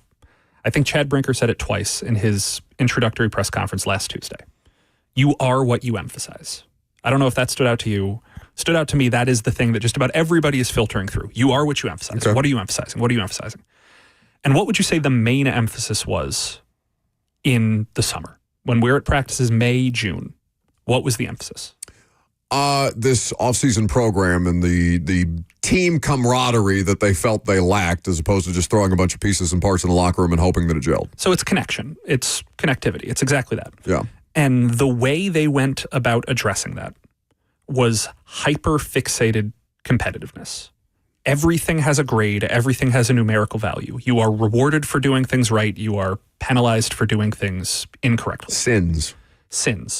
And if you want to look at the reaction of that, or the consequence of this, positive consequence, There are fewer penalties at practice on the defensive side of the ball, as Jeffrey Simmons pointed out on Tuesday. There seem to be fewer people jumping off sides here and there, or fewer mental mistakes. The turnovers, obviously batted balls, those sort of things happen, but the unforced errors seem to be down. But as we get into this whole juxtaposition thing, yesterday, Brian Callahan's asked, how does Cam recover from a bad day? And the topic that comes out is, oh, you don't want to fixate on individual days, who's the winner, who's the loser. You have to think about the big picture. You have to have your brain on the whole scope of what you're working on. And if that's the case, if the message now, if you are what you emphasize, is you can't focus on the winners and the losers of individual practices, of individual reps, you have to think about, how am I getting better day to day? When just 2-3 months ago, so much of the emphasis was on the importance of that minutia, because that minutia breeds the sort of success that you want to have, because it teaches you the good habits to not have sins and unforced errors and these sort of things. You're running into a situation where that is a really, really hard tightrope to walk. And I was talking with Chig Okonkwo about this yesterday, and he admitted, yeah, this is a tough thing to learn. You have to teach yourself how to not feel like a loser if your side loses at practice. We know, we've been to enough of these training camp practices, 50% of people leave those practices feeling like they lost. Yeah. Even if everybody's on the same team, half the people lost. So this delicate balance, if you're calling it flat, if you're calling it a lack of urgency, what I'm calling it is, you have spent so much of this offseason actively giving wins and losses, which a lot of us praised, a lot of us said maybe meaningless, but nobody said was a bad thing. Yeah, I appreciated the approach and that they're trying something different. Yeah. They felt like they had corrections to make, and this was their way of going about correcting them. And I didn't take great issue with that. Yeah, and so nobody thought it was actively harmful, actively detrimental. But now what I'm seeing, and one man's opinion, I'm not trying to put words in anybody's mouth. Sure. I am seeing a team that had spent so much time valuing the discrete that is now transitioning to the big picture. And the big picture was never out of focus, because obviously the goal of valuing the discrete was get better at these big picture things. It's tough to lose. It's tough to go out there and throw 3 interceptions and have 5 passes batted and not think that you are a failure. Cam Ward, to his credit, doesn't seem to be that guy. He does not seem to be viewing it as these are failures. He said that directly yesterday when confronted, are interceptions and tipped passes failures? No. The rest of the team, there's an adjustment. Is it a good adjustment? Is it a bad adjustment? It's 5 practices. I don't want to make too far of a leap, but that is my read on what you've been saying. No, I like that, though, because like that distinguishes Cam versus what he's walking into, because Cam Ward is not coming in with the baggage of losing Titans teams. Everybody else pretty much is. Yeah.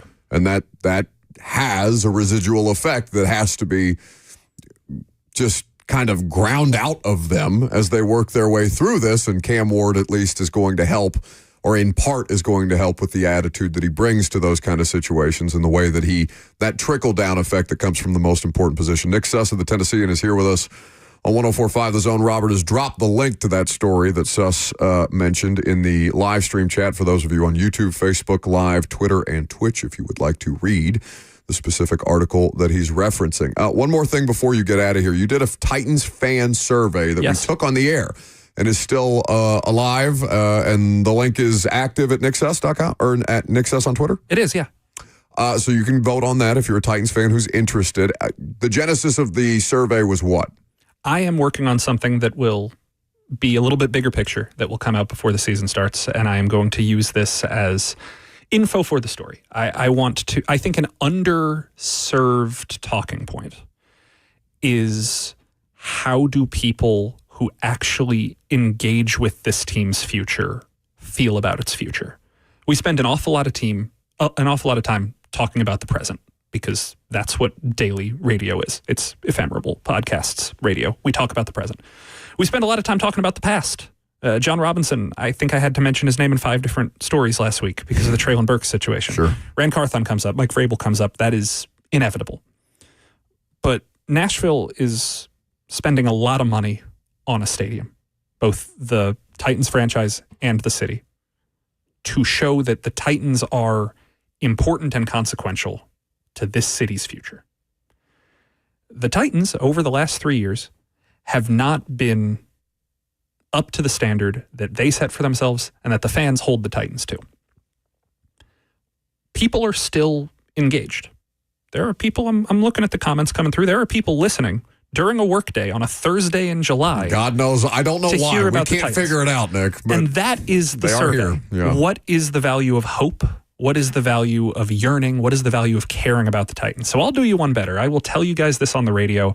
My email is nsuss@gannett.com Oh my if God. Bert wants to put that in. I am hosting over Zoom over the next couple of days 3 different fan symposiums. I am going to have Titans fans on Zoom once tomorrow at noon, lunch chat, Friday afternoon at lunch. One 6 p.m. on Zoom Friday night, and then one 3 p.m. Sunday afternoon after practice. I am going to have people come in and tell me their thoughts about the Titans. I'm going to host these. If you are interested in coming on, send me an email at that link that I just said, nsuss@gannett.com. Tell me what day or time you are available, and I will send you the Zoom link. I will send you the Zoom password. I will have you on, and I will ask you questions such as, how you feeling? And you okay? And Titans, you good? You good? And we'll talk this out because I want to know, I value your opinions about the Titans. That's why I'm sure when you guys got to the poll question, was being a Titans fan a good idea? That probably led to a lot of very interesting conversation. Yeah, it was the questions, and I come to expect this from Nick Suss because I respect the work that he does, but the questions were just much more thought-provoking than your standard fan feeling survey type of thing, which is why we decided to do it live on the air. So again, repeat the email for fans, and Robert will type it into the chat. Yeah, that is nsuss@gannett.com, nsuss@gannett.com. And the times when I'm doing these: Friday at noon on Zoom, Friday at 6 p.m. on Zoom, and Sunday at 3 p.m. on Zoom. I would love to have you guys here. If you need further print versions of those times and dates, I have posted it somewhere on the Titans subreddit, which is a healthy place to find fans. I'm truly not being sarcastic. They have been very helpful. A lot of the survey voters have come from there. A lot of people from my newsletter, from other shows I've done. I will promote this anywhere I can. But yeah, I truly call my bluff on this. If you guys have thoughts on the Titans, please reach out to me. Please email me. I don't know if my Twitter DMs are open, as Buck alluded to. I don't check. But if you want to reach out to me there, find a way to contact me. I would love to talk to you about the Titans, whether you live down the street in Nashville. I've had people from Brazil and Australia tell me that they want to be parts of these symposiums. I would love to get your thoughts on who the Tennessee Titans are and why you continue to engage with this. It's got to be better than just, I like hearing Buck's dulcet voice and Nick's apparently Canadian-sounding voice based off of what the comments are saying. I was about to say, if you sound like one of the storytellers on my Calm app that I used to go to sleep at night. I was literally saying the same thing. I was having a very stressful day, and that has slowly dissipated the more that Nick has talked. Well, that's why we brought Suss in, because, I stress people out, and Nick is very much the opposite. He is welcoming your participation, whereas if you call into the radio show, I'm more likely going to shout you down. I promise if I do it 4 or 5 times, I'll become adversarial. But the first 3, very, very sweet, very easy. We'll talk through the Titans. You're welcome to take some of my phone calls, bud. We will bring you in here on a daily basis and dip you in the acid bath a little bit. Be a great time. Now, if they ask me my opinions on SNL cast members from 1992, I'll get adversarial. But Titans football, I can talk calm. He's Nick Suss of the Tennessee, and he's been gracious enough to lend us his time, and he's going to lend you his time as well to participate in this ongoing survey. And I'm telling you, the survey is worth you taking. If you're a Titans fan, it's very thought-provoking. It'll make you question some things, certainly, whether it's about yourself or the team that you root for. And those Zoom sessions sounds like they will be very productive, if not outright therapeutic. Thanks for coming in, bud. Yeah, always happy to come by. More of your phone calls and more Titans training camp talk coming up next.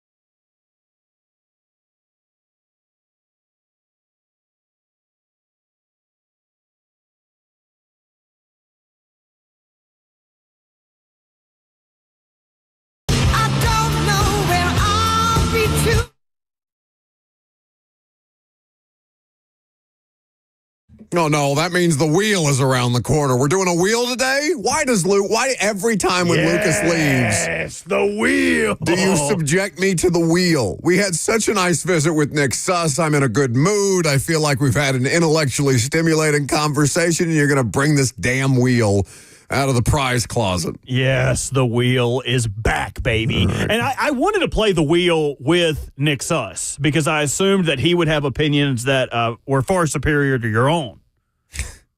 Well, there are a few things about Suss that are not far superior to my attributes and traits, but the wheel is a particularly, it just seems like a very specific tool for you to torture me with, because I'm sure Nick would be fine with it, whereas I hate the wheel. Well, I did have a section on the wheel, which I'll have to delete now, which is unfortunate names as history progresses, where Nick Suss is a perfectly fine name if you lived any time in history sans the last 3 years, where his name, now Suss, means suspect. Oh, this is suspect. Similar to, I don't know if you've ever played Mario Kart Racing or anything like that. There are different teams based on where you are. Sure. And there is, are you familiar with Donkey Kong's sidekick?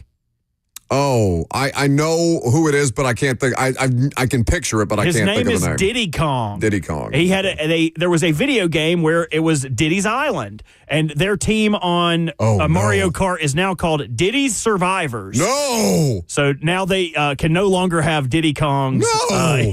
Yes, which it means something completely different than what it was when it initially came out. So I will strike names that no longer mean what they used to mean as time progresses. Oh, Diddy Kong deserves so much better than that. And I will let you answer this call about Dan Moore. Let me take some phone calls because we have not done that yet today. 615-737-1045. How about Drew in Nashville? What you got, Drew?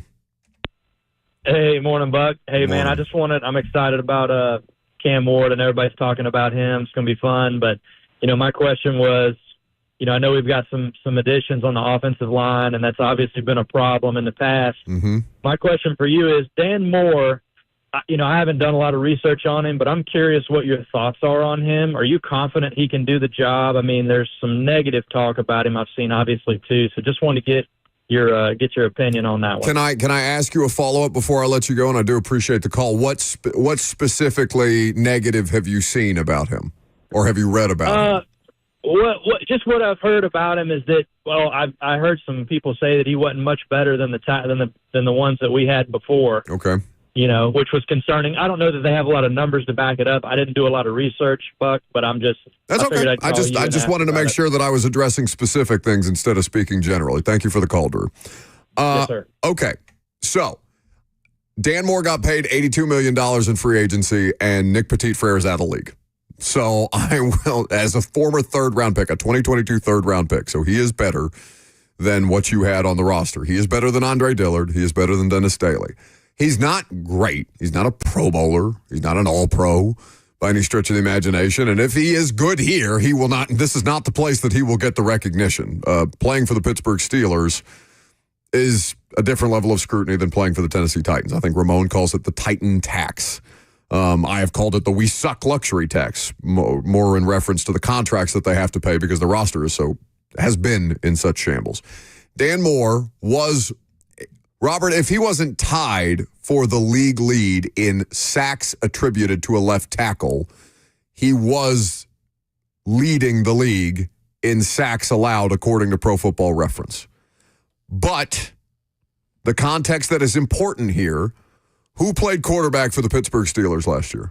Justin Fields and Russell Wilson. What are those two players known for at this point in their career? Breaking the pocket, extending plays. And doing so in not necessarily an efficient way that would aid the offensive line that is, in pass protection. Hey, are you hitting a 3-step drop, a 5-step drop, or a 7-step drop? Because that's how long I'm going to hold on to my guy before I think the ball needs to come out. This is why sacks are so much more a quarterback stat than they are an offensive line stat. Go watch Justin Fields and Russell Wilson. I would invite what was the caller's name? Drew? I would invite the caller to go back and just watch. Give me 3 series. Give you a little homework. 3 series of Justin Fields and Russell Wilson playing quarterback each behind the Pittsburgh Steelers offensive line, and you count how long Justin Fields and Russell Wilson hold the ball, and you look at how the mobility of those two may not work against their favor, but they will work against the offensive line's favor because the offensive line is not accounting for the fact that you may try to do something off schedule to make a play. Justin Fields and Russell Wilson create plenty of their own sacks, just as Will Levis did last year. Different types of players, but at the end of the day, it is still the same. I would be comfortable cutting Dan Moore's attributed sack total in half last year based on who was playing quarterback for the Pittsburgh Steelers and issues that they cause. Again, he's not a great player. If he's league average, that's miles better than what you have, which is currently out of the league or, regularly shamed Andre Dillard as being one of the worst offensive linemen picked in the first round that I've ever seen play football. Are you filibustering in order to an attempt to avoid the wheel? Well, there are more phone calls, so why don't we do the wheel later? Are you comfortable with that?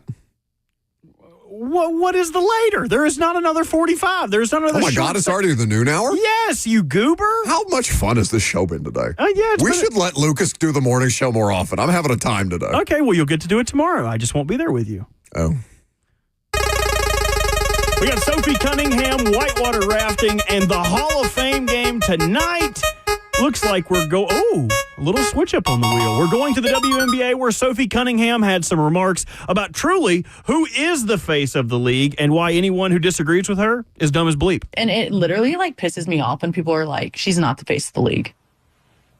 Who would be? What? Talking about Caitlin Clark. No. No, there's really good, well-known people in our league.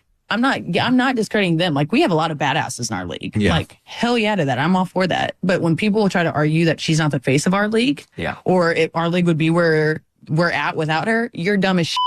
Yeah. You're literally dumb as shit. I love her. Well, that's because you're sexually attracted to her. I didn't say that. I didn't say anything of the ilk because I have totally moved off of Cameron Brink, who was initially the ladder that I would love to climb to success. But now I am moving all of my love that I had for her over to the new Sophie Cunningham. Also, she's right. What's the player that used to date Darren Waller? Oh, Kelsey Plum. Kelsey Plum getting up there at the All-Star game and trying to be dismissive of the idea that, X amount of money was generated or X amount of views or impressions or ratings were generated in Caitlin Clark at the WNBA All-Star game without Caitlin Clark's participation. All WNBA players deserve to make more money based on where the league revenue is right now as opposed to where it's been its entire existence. And players can say dumb things that discount Caitlin Clark's impact on that and still deserve to make more money. She's doing it despite them, even if it's not on behalf of them.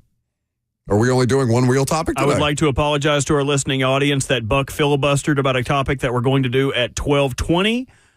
Instead of actually letting you guys enjoy the wheel. So if you maybe we do more wheel before polls. I don't have anything to do before polls. Okay. If you just want to relegate. No, I don't want to do the wheel. You want to relegate the fun of the show to the poll. Oh, we'll just do it before polls. That's literally where we put anything that we don't want to talk about. As long as nobody else is having fun but me, I don't care. And I'm having fun today. 615-737-1045 is the number. Cam Ward, script pimping. Pimping? Script pimping. Scrimping? That's an entirely different thing. I'm going to need an Urban Dictionary reading of scrimping and script pimping. Coming up next.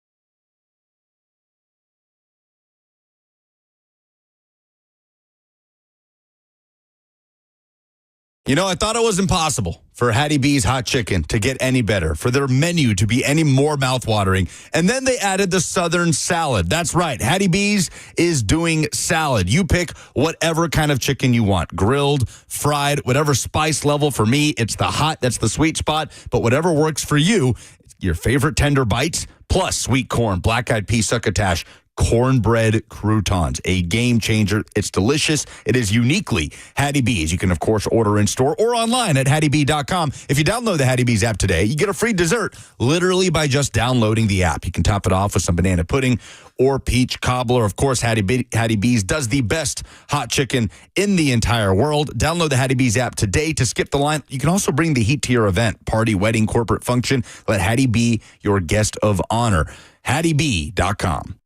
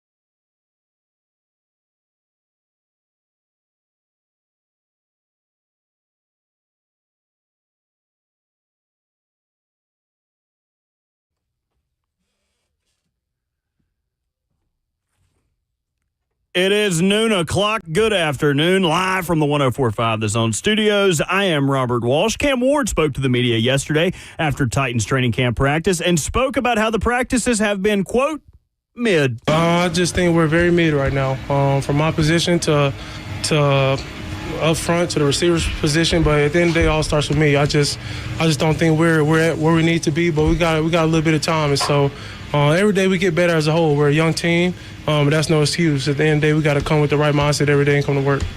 Titans have added another practice open to the media on Friday. Ramon, Lucas, and Buck will all be at Ascension St. Thomas Sports Parks for their shows. You'll be able to get updates live from Titans training camp from them. The NFL free agent news this morning. Former Broncos first-round pick Noah Fant expected to sign with the Cincinnati Bengals. Fant made visits to both the Bengals and the Dolphins, but ultimately decided to sign with Cincinnati. And we have football tonight, live. The Hall of Fame game between the Chargers and the Lions. Kickoff is at 7 p.m. For all your foundation repair and your waterproofing needs, you got to go to USSTN.com. Breaking news at once on your home for the Titans and the Vols. This is 104.5 The Zone.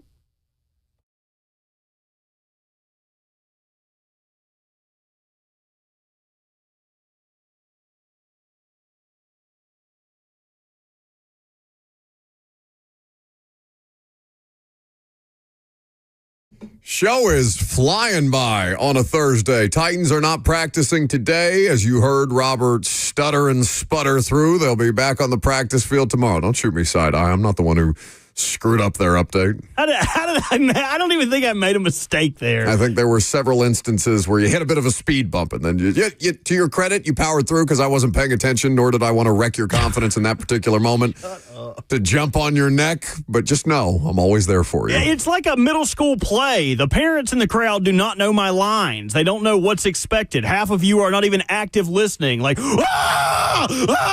Now you're actively listening because I regathered your attention. No one knew I made a mistake until you pointed it out. Like I said, I'm always here for you.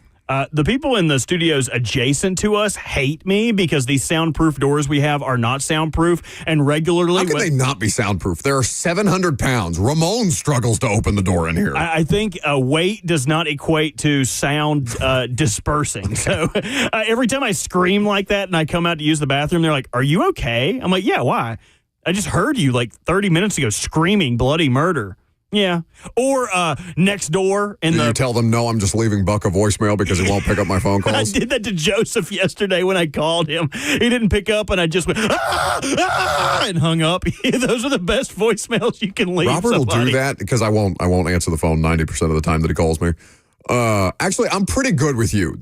I'm horrendous about answering my phone for 90% of the population. I'm pretty good about picking up the phone for, because I assume you need something from me. Well, it's generally things that impact you. Sure. That's the only reason you're going to answer it, is because I wouldn't be calling you unless it impacted you. That's right. I don't just call you to be like, good night. Just wanted to tell you sweet dreams. No, that's Lucas. He calls you for that? You think Lucas calls me to do that? I almost got upset. I'm saying you call Lucas to do that. I called Lucas yesterday to tell him about a parody song idea I had, and he didn't pick up, and I was a little offended. It was the middle of the day after we had all been working. I was like, what is he doing that is more important than talking to me? And then he called me back like a minute later, and it all dissipated. 615-737-1045. Lucas is not on vacation. He's just helping Ramon out because Will is on vacation, right? I believe so, yes. Okay, so Will is on vacation for the next 2 days, so... short bench during the summer. We've got Lucas hosting the morning show and helping Ramon out, or rather, Ramon helping Lucas out by giving him additional run time. God knows he's not tired of hearing himself talk after 4 hours, so they can enjoy that time together. And all three of us will be back out at training camp tomorrow. Lucas with Ramon, and then we will have a Titans guest that I have not yet nailed down. I asked for Ridley, I asked for J.C. Latham, or Jarvis Brownlee Jr. I think those are all three decent submissions. None of the three have been on the radio show yet this year. So I think there's value for Titans fans to hear from any of the three of them. I really enjoyed the Titans put out this week a video with Jarvis Brownlee Jr. and James Williams. It's the first. Finish your point. I just generally I find those things disingenuous, where it just seems like, okay, I'm having to talk in front of a camera. Here's what I think about so and so. That was fun. I felt like you really got to see both of those players, just how they interact with each other. With James Williams, it's kind of like this unknown personality. Like, we understand who he is and what led him here, but we don't really know. He's been here for a year. I've never talked to him. I mean, beyond draft night and his Zoom, I never had a reason to talk to James Williams last year. But seeing them interact back and forth, arguing over ACC teams and whether or not they despise Miami or hate Florida State, or just the jawing back and forth, it was nice. It was a nice change of pace where I felt like it didn't seem forced. It's the first piece of Titans in-house produced, and this is not, I love Titans radio. Mike Keith, the thing that Mike Keith and Coach Mack and the rest of the crew that, is largely, and Rhett and everybody else that's been associated with Titans radio for 100 years, I love Titans radio as a product, not because I can love it and appreciate its greatness without being a Titans fan. That's the thing that I've always respected about the product, that it's just genuinely good top to bottom. And big shoes for Taylor Zarzour. I met Taylor at practice the other day for the first time. I'm looking forward to seeing what they're able to do, because those are big shoes to fill. But the thing that I've always appreciated about Titans radio is that you can appreciate it being excellent no matter who you root for, because they're just that damn good. So beyond Titans radio, Robert, that's the first piece of Titans in-house produced media stuff that I've liked. That's genuinely been man, that was really, really good. Now, admittedly, I haven't watched this, in-house series that they've been doing, their own homegrown version of Hard Knocks. If there's a reason for me to check out a piece of an episode, I will. But we're talking to him on a daily basis. I don't need more of them in my life. Because if a team is putting something like that out, similar to when you're going through communication school when you're in college, anytime you see a piece of news, were you a comms major? I was a comms major. I was not. What are you, political science? I was poli-sci. I figured you look like a poli-sci major. Both my parents worked in politics and government. And I just decided, I sound like this. So but whenever drift off sports. Information comes out, you have to ask yourself, who does this benefit? Mm-hmm. And when you see something like that where it's in-house, look at the behind the scenes, of course, most of what you see is going to paint everyone that's involved. Yeah, I don't want the state-run media stuff. Right. Which is why I appreciated what you said about Jarvis Brownlee Jr. and James Williams, because they're organic. You can clearly tell that wasn't just a produced, all right, you got to do this. We've got a sponsored thing here, because it is a sponsored thing. It's they're neighbors, and I can't remember who their presenting sponsor is on that, but it's the guys that sit next to each other in the locker room and just giving a back and forth. That was a genuinely fun, organic, authentic back and forth, and that's the thing that pisses me off about most. It's not just Titan stuff. Team produced content is, okay, but what aren't you showing me? I want the real. Yeah, and no offense to people that do enjoy it. Like, that is made for fans. If you are a fan of the team, you are going to enjoy that. But people that want to extrapolate meaning or how things are being evaluated aren't going to glean a lot of information from things like that. Not going to poo-poo the Titans for putting that out, because it has a role as well, but it doesn't serve a purpose for us, for our purposes. Nothing against what they're doing. I just really enjoyed this Jarvis Brownlee Jr., James Williams. Too. So we'll, if any of the three are on the radio show, I mean, we'll have somebody on the radio show, but those are the three that I asked for, just so you can have an idea of who may appear on the radio show tomorrow. And we'll continue our positional previews as a result. Unless it's Ridley, because we've already talked about the wide receivers, then we'll find something else to do. Did you have a minor in college? No, I don't believe I did. Oh, that means I have an extra degree over you. I'm a double major. How's that going? Fantastic. I'm chronically underpaid, overworked. I think I have tinnitus. Whereas I'm chronically overpaid and underqualified. Your wrist hurt for other reasons. What am I wrist hurt for? Carrying the two of you. That would be your back. God knows I've got a bad one. 615-737-1045 is how you can jump in. I'm sure I mentioned that at the top of the hour, but the F&M Bank chat is also at your disposal. Facebook, YouTube, Twitter, and Twitch. Before we get into Cam Ward and script pimping, if you're unfamiliar with that term, I think there's going to be some value in you learning it from Titans offensive coordinator Nick Holtz. And also a portion, if not the whole conversation, of Dan Moore and Ramon Foster. I know they played that on the morning show today, but given that there's a bunch of tackle extensions out there in the news, we thought we would use that Ramon Foster, Dan Moore conversation to kind of talk about Dan Moore within the context of some of the new money that's going around for these NFL offensive tackles. Let's start with McKinley, though, who's been waiting patiently. What's up? Hey, thank y'all for having me. I'm going to shift from the offense a little bit and go to the defense. My question is about quarterback Darius Sneed. Are we ever going to see him back on the field healthy? And if so, what's the impact that he's going to make? Thank you for the call. For people that didn't hear it because his signal wasn't great or he had us on speaker, he's asking about, one, are we ever going to see L'Jarius Sneed on the practice field? That's not something he was doing when he's right. So I am going to hesitate to say that L'Jarius Sneed, who, that was a part of the thing with him in Kansas City, too. He has a management program that, in order to not exacerbate his degenerative knee condition, they manage him, and the management program largely comes through practice to get him ready for games. In Kansas City, it was never a problem. And it wasn't a problem here until he got a different kind of injury. He got a helmet to the quad. It ended up costing him the entire year because it was way more complex than they realized. Now, he's on PUP. He's on physically unable to perform. At least he is as of today. When last we asked Brian Callahan about it, he said sooner rather than later, can you expect to see L'Jarius Sneed participating? The off-the-field part of this is the ongoing lawsuit that has not been settled, nor has L'Jarius Sneed been outright charged with anything, but there is a lawsuit that could impact his availability if there are charges that do result from that. I believe it was a December incident that the lawsuit was filed in February, if I have my timeline straight.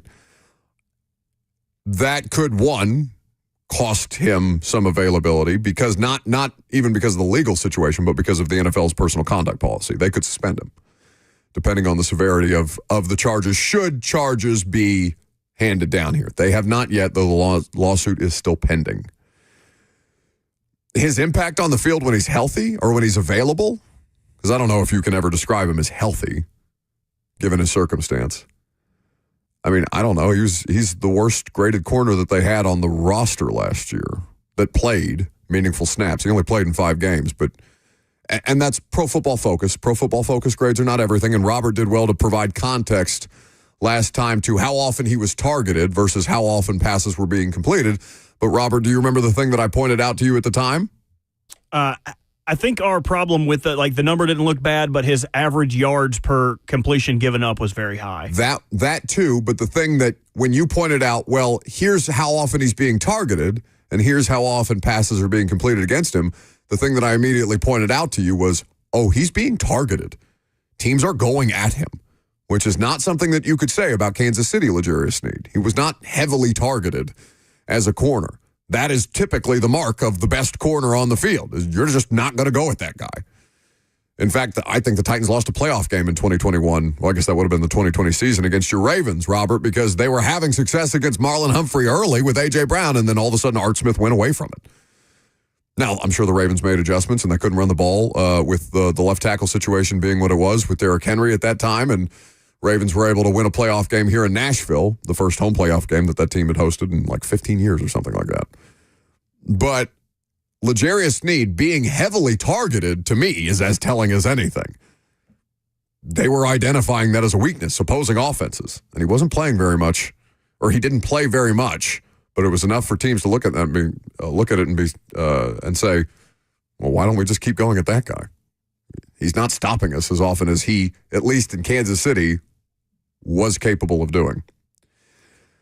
615-737-1045 is how you jump in. All right, we'll get to Cam Ward and script pimping in just a second, and also Ramon Foster's conversation with left tackle Dan Moore. I'm Buck Rising.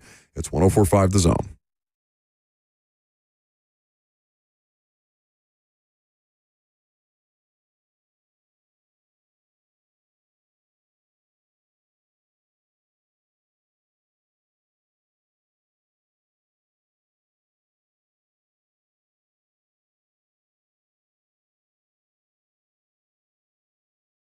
If you are somebody who's experienced a loss of power, whether it's because of storms or because something's happened to the electrical grid or anything that would cause your home power to go down, you know that's the worst place or the worst feeling that you can have, especially if you're reliant upon your food being safe. If you're somebody who has medical conditions that rely upon electrical energy to make sure that you can be prepared, that you can continue to live without issue and live without the fear of your health considerations being disrupted by a power outage. Premier Generators is here to help you, because it's not just storms, it's about being prepared for the moment. And Premier Generators takes care of everything from design to permitting to installation, so you don't have to stress about the details. There's no guesswork, and with a free 10-year warranty, Premier Generators is here to help you so you can be power outage ready. There are so many people that think the process of installing a home generator is a bit of a pain, but that's not what Premier Generators does. They're going to make it as turnkey for you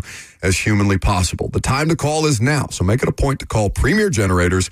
855-POWER-IS-ON. That's 855-POWER-IS-ON or premiergenerators.com.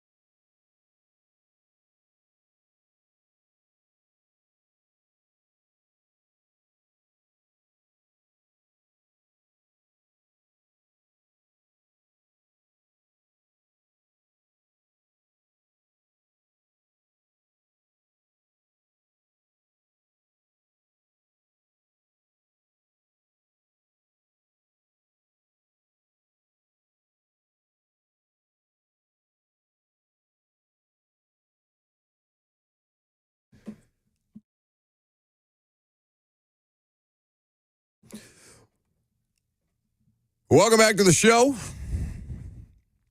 Fueled by Hattie B's Hot Chicken, the best hot chicken in the world. Not even close. 615-737-1045 is how you can jump in if you have questions, comments, concerns. Titans back on the practice field tomorrow, then again Saturday morning, then again Sunday morning. They want to make sure that I can't get drunk this weekend, huh? You had the opportunity to get drunk, but you told me you had to work.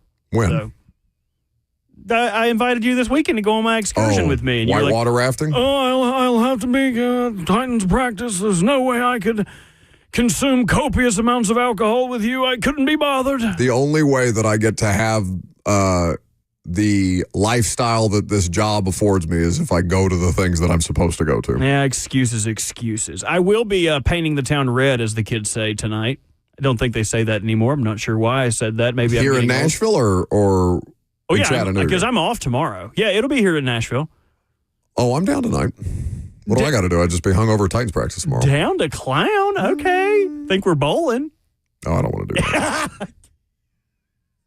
I want to cuss at you so bad. What do you mean? I don't want to Talk about this stuff then, you goober. Cam Ward has struggled. He has looked, well, I mean, his word mid is fair. I think mid is fair. I don't think he's bad by any stretch of the imagination, but he's struggled and he's turning the ball over, and not all the turnovers are his fault. There have been miscues with him and his wide receivers. There have been deep passes from him that are short and late. Not everyone. I feel like I have to say that every time because every time he does connect on a deep ball, I'll get a tweet like, oh, was that short and late? No, you idiot. But the play before was. What? Like, I don't know. I just feel like you are cantankerous and Titans fans are also cantankerous. Oh, Titans. No. Let me not say that Titans fans, let me not cast a wide net, okay? That's mature. Associate producer of the Buck Rising Show, Vincent Love, calls them the 92%. Now, V-Love's position is that 92% of Titans fans are dumb. I would not go with such a high percentage. 92 feels aggressive. What, you're more of an 86? 78? I think there's a loud 40% of them on the internet that are entitled and completely out of their minds and that simp for an organization that has been substandard for a long time. And those people I can't deal with. I mean, I do deal with them because it's part of my job, but like, I have no time for those people. Unless, I decide I want to swat one down every once in a while, and then I will make time to do just that. How much time did you track me at the other day when that one guy said he'd rather have Calvin Ridley and DeAndre Hopkins for pennies on the dollar as opposed to paying A.J. Brown at the time $25 million? Yes, that rascal Randall. I think you... One of the dumbest people I've ever encountered in 9 years of covering professional football. And you made that widely apparent. For 8.5 minutes. You started berating him at 7:30, and at 7:38, you were like, I can't keep talking about this. Well, you did for 8 minutes. You would get off, and then he would start and say something else stupid and say, no, you mouth-breathing idiot. I'm like, well, I can finish whatever I was doing. He's not going to go to the next topic yet. 8.5 is probably gratuitous. I could probably cut that in half. He has not been back since. Good. You ran him off. Good. You ran Randall off. It's like training camp, baby. I'm doing roster cuts around here. We're cutting dead weight. We're turning the bottom of the roster. I'm tired of the dumb ones. We're getting rid of them.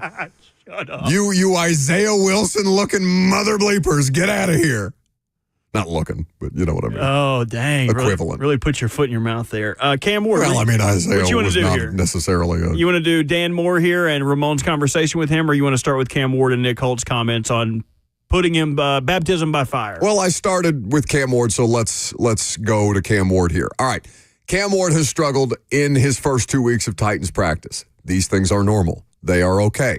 You know what makes it even more okay? When the coaching staff is trying to make the degree of difficulty more on that rookie quarterback to prepare him for the challenges that Tampa and Atlanta and Minnesota after that, and then week 1 at Denver will present to him. This is Nick Holtz, Titans offensive coordinator, and Greg Cosell on the radio show yesterday in the first hour. If you missed any of it, it's available via the podcast. The full discussion is available via the podcast, and I would recommend checking out that and Brett Kern, not the middle part where it's just me, Robert, and Lucas. But Nick Holtz talking about script pimping. to watch practice and actually try to, discern something from our vantage point, Nick, as opposed to what you guys are trying to accomplish on a day-by-day basis? For sure. We put the offense a lot of times in some tough situations. Like the other day, we had a bunch of third and longs, and, those are completed or converted like 20%, in the conversion rate in the league. So we were sitting there, and, all of a sudden, he gets frustrated because he wants to have success and things like that, and you kind of can feel it. And the fans are out here; they want to see some conversions. And it's 3rd and 11. We put him in a bunch of those and kind of teaching him to. Sometimes you just got to check it down, put the ball in play, and then that ball gets completed, and now you got a chance to, if it doesn't get the first down, still go and get more yards and maybe go 4th and 1 or 4th and 2. So those are all learning situations for him, and we've really made it tough on him from a lot of. Our defense has a lot of fronts and coverages in, and we're really not, in the league it's kind of called script pimping. You go look and see, okay, they're going to play Tampa 2 here. Let's put Is that Tampa. official terminology? I think it's an official term. And so, you don't go over there and kind of do any, give yourself a little competitive advantage. So he's really kind of seeing a lot of things for the first time. So it's been good. There's certainly, the turnovers. We'd love to not have those, but those aren't all on him either, so. Yeah, so there's there's a lot of context here. I mean, and obviously I know, but this, Greg, you got to talk to me like I'm 5. Like, right, that's how this works. Well, because Nick and I obviously been talking, so you want to put quarterbacks in tough situations now because the last thing you want to do is have the quarterback face tough situations when it's week 3, and he hasn't seen a whole lot. And plus, and you can speak to this better than I can, not only does Denard Wilson do a lot of stuff, but you're going to go to Tampa where Todd Bowles is going to show him an awful lot because he's got very multiple pressure schemes. The thing we talked about is we kind of, as Brian and Mike said at the preseason schedule, we've got Denard Wilson, which is the Baltimore themed defense, which is kind of the most popular in the league right now. Then we go to Tampa, which probably has one of the 2 or 3 most complex blitz packages. Then we go to Atlanta, and you'll get the jet front, kind of the Gus Bradley, old Seattle defense front. And then we come back here and play Minnesota. So before we play Denver, with the Brian Flores, I know, with that ridiculous blitz package where there's more people. He's an insane person. Yeah. It looks like there's 13 people on the field. You're like, wait a minute, they can't have all these guys here and a guy in the post. How's that work? Right. So we're going to be really. We feel like the preseason will set us up with exposing not just Cam, all the players of the offense to all these different looks. And I think sometimes when you go up against maybe a simpler defense, you can kind of find your plays that are, bread and hey, we need a good one here. We know they're going to play in over front. They're going to be in too high, and we can run kind of one of those plays. So that's where, for us, we look at the preseason as we're going to get a lot of answers out of what we want. That's Nick Holtz and Greg Cosell talking about why the Titans coaches are making practice life intentionally harder on Cam Ward. It's in his long-term benefit to do so for all the reasons that they just mentioned. The preseason defenses that they're going to see, they're not going to send the house at Cam Ward on every drop back. But Brian Flores does not mess around in practice.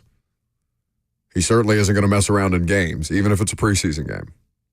Todd Bowles, Cam Ward is fortunate they're only practicing in Tampa for 1 day with the joint work. But Todd Bowles is going to light his ass up on that Thursday. I hope it's a Thursday morning. God help us if it's a Thursday afternoon in Tampa Bay. Raheem Morris's defense, I guess it's Jeff Ulbricht's defense, but Raheem Morris is a defense-minded head coach in Atlanta, and Jeff Ulbricht is now the coordinator there. They're going to try and throw a bunch of different looks at him in those joint practices, too. There's 2 of them in Atlanta. When week 1 against Vance Joseph and the Denver Broncos come, and we've referenced that, whether you listen to Cosell on the install with me or when he's popped up on the radio show here, and we've talked about the idea of Denver being the epitome of a quote-unquote homework game for Cam Ward. Part of the homework in the lead up to that, in the month and a half that we have to go until the regular season begins, is making sure that he has seen as many different looks as humanly possible so that when Vance Joseph tries to throw a bunch of different stuff at him, he can at least identify some of it, and the offensive line unit that they are trying to prepare in front of him can be a help as opposed to a hindrance. There is nothing wrong with the approach that the Titans are taking with making life harder on Cam Ward right now.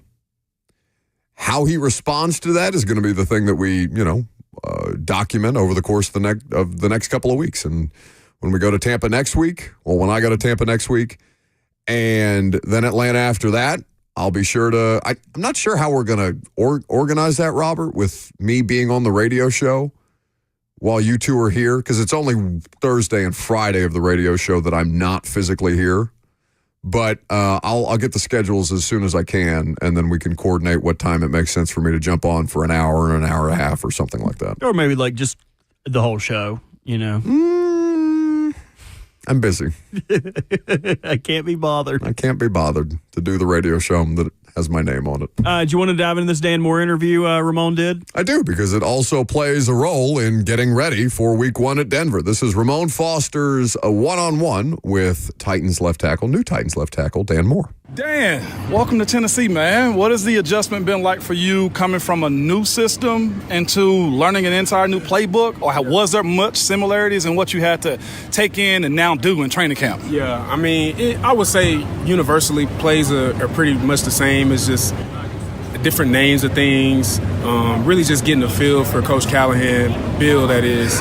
And, Big Bill, that is. And, just getting accustomed to, his terminology, the way he likes to coach certain things, the way, you know how it works in offensive line play. Outside zone is outside zone, but it could be ran in numerous different ways depending on how that coach coaches it, whether he's wanting the guys to shuffle and stay square off the ball, whether he's got one guys to run off the ball.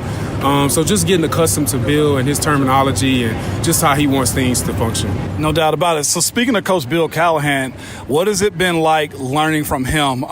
You had a different coach before, and is there more detail? Is there stuff that you had to sit back in meetings and go, oh, this is why? Because when you speak about Coach Bill Callahan, he's a guy that he knows it. So what has it been like learning under that? Yeah, man. Coach Callie, he's filled with so much information, man. First of all, he's a lot more intense, a lot more hands-on, extreme technician, most definitely. But there's certain little nuances and things that he's teaching me, like with hand fighting and different things. And, like, he just said something the other day, 2 days ago, and I was just like, wow. Like, I sat back and I was like, wow, I never thought about it that way. Like, I've always tried to defeat a move this way. And he told me, like, just rotate your thumb. And it's like, dang, why did I never think of that? You know what I mean? Yeah, but rotate your thumb. Bro, it's real things like that. Like when a guy grabs your wrist, like instead of trying to replace it, rotate your thumb down. And, that was something that just clicked and hit me like, wow, bro, I never thought about that. But that's every single day, man. I feel like he's adding to my game and really helping me progress as a player. With the challenge of coming in as a free agent, what was something that you wanted to do that you've done in Pittsburgh? I've heard about you. I've watched you for years as it pertains to how you play. I was told your leadership is high. I think your run blocking gets underrated, and just your ability to bring stability to the left tackle position, man. What was your goals coming into this room that's new, young, and also just vibrant with a whole lot of energy? Yeah. I mean, I think they got a hard-working mentality. These guys know how to work. They want it. Like you said, it's a good young group.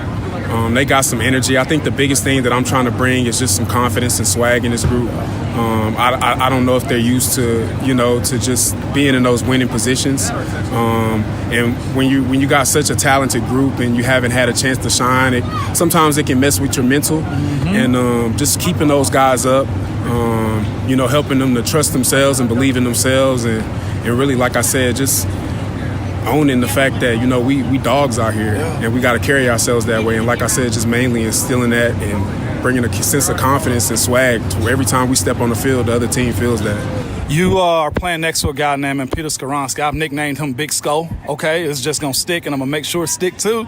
He's going into that third year where like the first year is your welcome, your adjustment year is year 2, and 3 is where you become a pro, man. What has it been like working next to him and watching him try to make that next step too, with you guys working beside each other now? Yeah, it's been so easy, man. Pete is so smart, bro.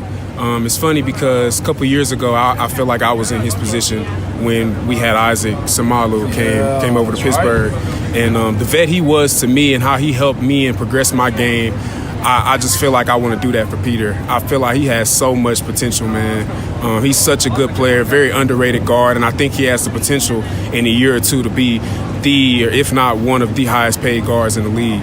And I just want to try my best to help him achieve that, man. I saw you guys yesterday was a little bit different. Run period. I feel like the defense earned it. Okay to admit, today, different story, man. Mentality coming out in day 2 and pass. Yeah, we wanted to come out and jump on them, man. Like, yesterday was a little sloppy. Just some technique things. You know how it is coming off in pads. First day, you want to kill people. You running off the ball. You whiffing on blocks and stuff like that. Today, we were able to calm down, get in the film room yesterday, tweak some things, and I really think we took the meeting room to the field today and made those adjustments.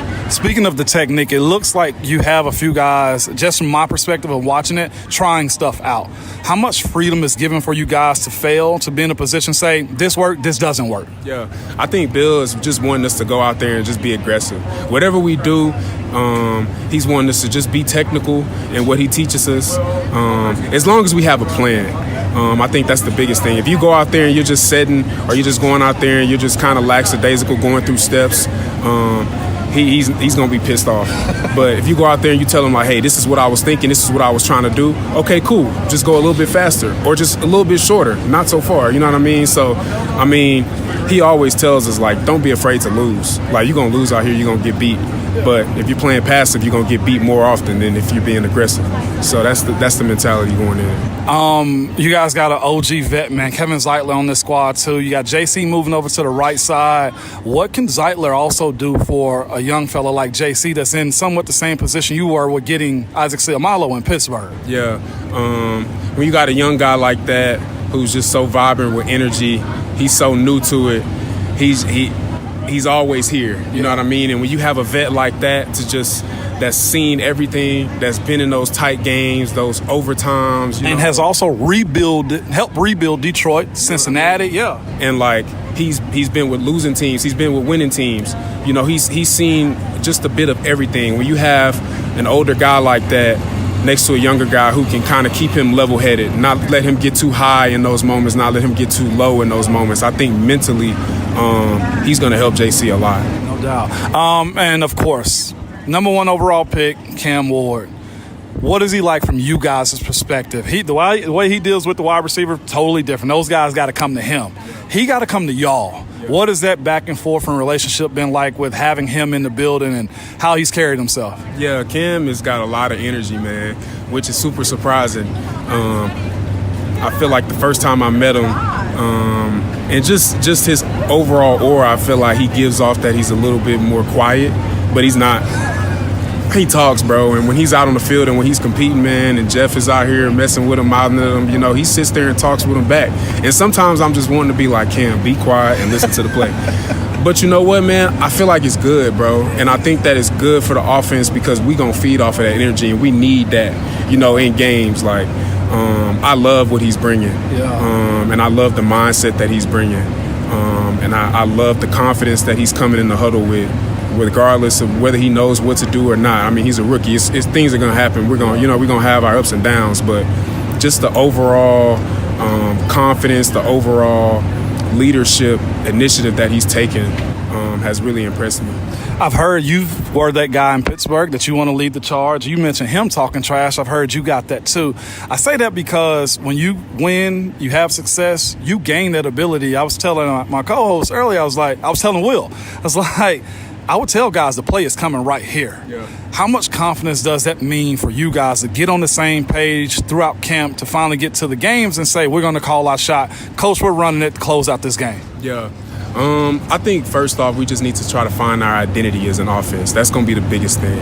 I think once we do that and we figure out our strengths and weaknesses, and the main thing is we got to gel as an offensive line. And you know how that is. We got a few new pieces in this year, and I think that's the main thing is having that offensive line gel. And that's really where I want it to be led. That's where it has to be led up front. Mm-hmm. You like you said, running the ball to close out games. Hell yeah, I want to be in those positions to be able to tell coach, hey man, run this month. You know what I mean? Like, I mean, that's definitely the overall goal. No doubt about it. I see you got you guys in space. You're an athlete. All of y'all are. Everybody's reshaped their bodies, man. How cool was it to train with some of the guys? I know you was with Peter and also JC this summer, to see that payoff actually look like it in practice. Yeah, it was extremely cool, man, especially just to hang out and, you know, get that bond with both of those guys. I play right next to Peter, and then obviously JC being the other tackle on the other side of me. Like I said, it was extremely fun. Not only just training with them and getting better, honing in on our craft, but also getting that bonding experience and be able to spend time with your brothers. That's unlike anything. That goes without being said. Those things are unmeasured. Last one for me on the light tip. First fight in the joint practices go to who? We talking about winning, losing? In general, who's throwing the first punch on y'all's side? No comment on that. That's the again, smart offensive lineman, man. Never incriminate yourself. Appreciate you, Dad. Absolutely, man. That's beautiful. That's Ramon Foster's sit down with Titans left tackle Dan Moore. Why the hell isn't Ramon doing more of those? That's so good. I want him to talk to every offensive lineman on the team. Like that, I felt like I got more out of his conversation with Dan Moore than I did us reevaluating his last season, looking at him at practice, like how he feels. Like I got so much out of that interview. I agree. It's excellent work by Ramon. Big J Journo out here doing it. He's the man. He is the man. 615-737-1045 is how you jump in. Last call for phone calls. Show flew by today. Like I said, Lucas, deadweight. We keep it moving around here, and we also use 10 minutes of Ramon's interview to get through the show. But it was good, so we did it anyway. I think we have to play with the wheel also next.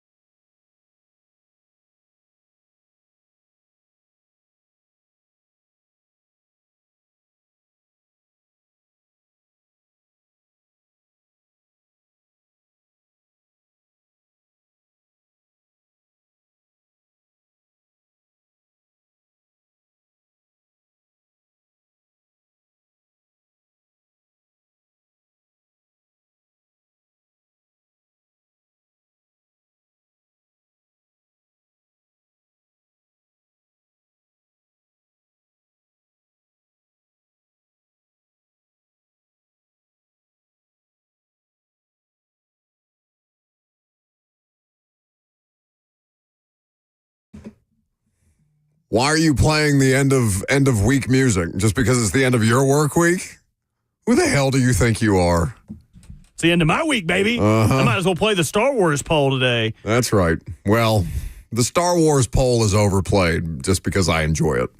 It is the best one. It is the best one. I feel something when I hear that. Closely followed by Borat and The Godfather one I enjoy. Yeah, they're all good. Yeah, they're all good. No, actually, I take it back. Beavis and Butthead is sneaky low or sneaky high on that list. We don't use it as often, but it's as good as any of them. It is because it's so long. I probably need to recut it and take some of the out, and that would help us with some time. We need to. Brian is a very busy person at this time of year, but I think we should also outsource, since we outsource most of our labor to other more talented people on this radio station. Maybe we have Ramon do a poll open. Maybe we have Slay do a poll open. I'm sure Dawn would cuss me out in a poll open or something. You know? That would be good. I think there are ways to take advantage of these things here. I did have some ideas. I'd love a Gemstones poll open. I would love a... Which voice, though? Baby Billy.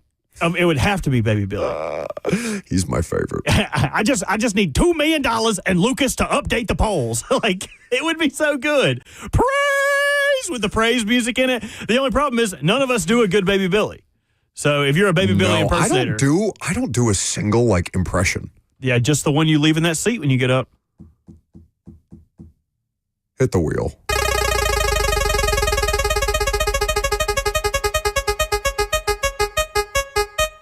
Oh, a new topic.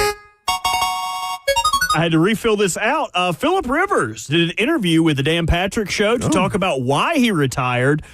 He didn't officially retire until this year, noting that because he received calls early on, including from the Saints in 2021 and the 49ers in 2022. So Phillip Rivers pulling the Brett Favre I'm retired. I'll take a call, though. I'd love to talk about it. Because you know how much those calls can make for Phillip Rivers?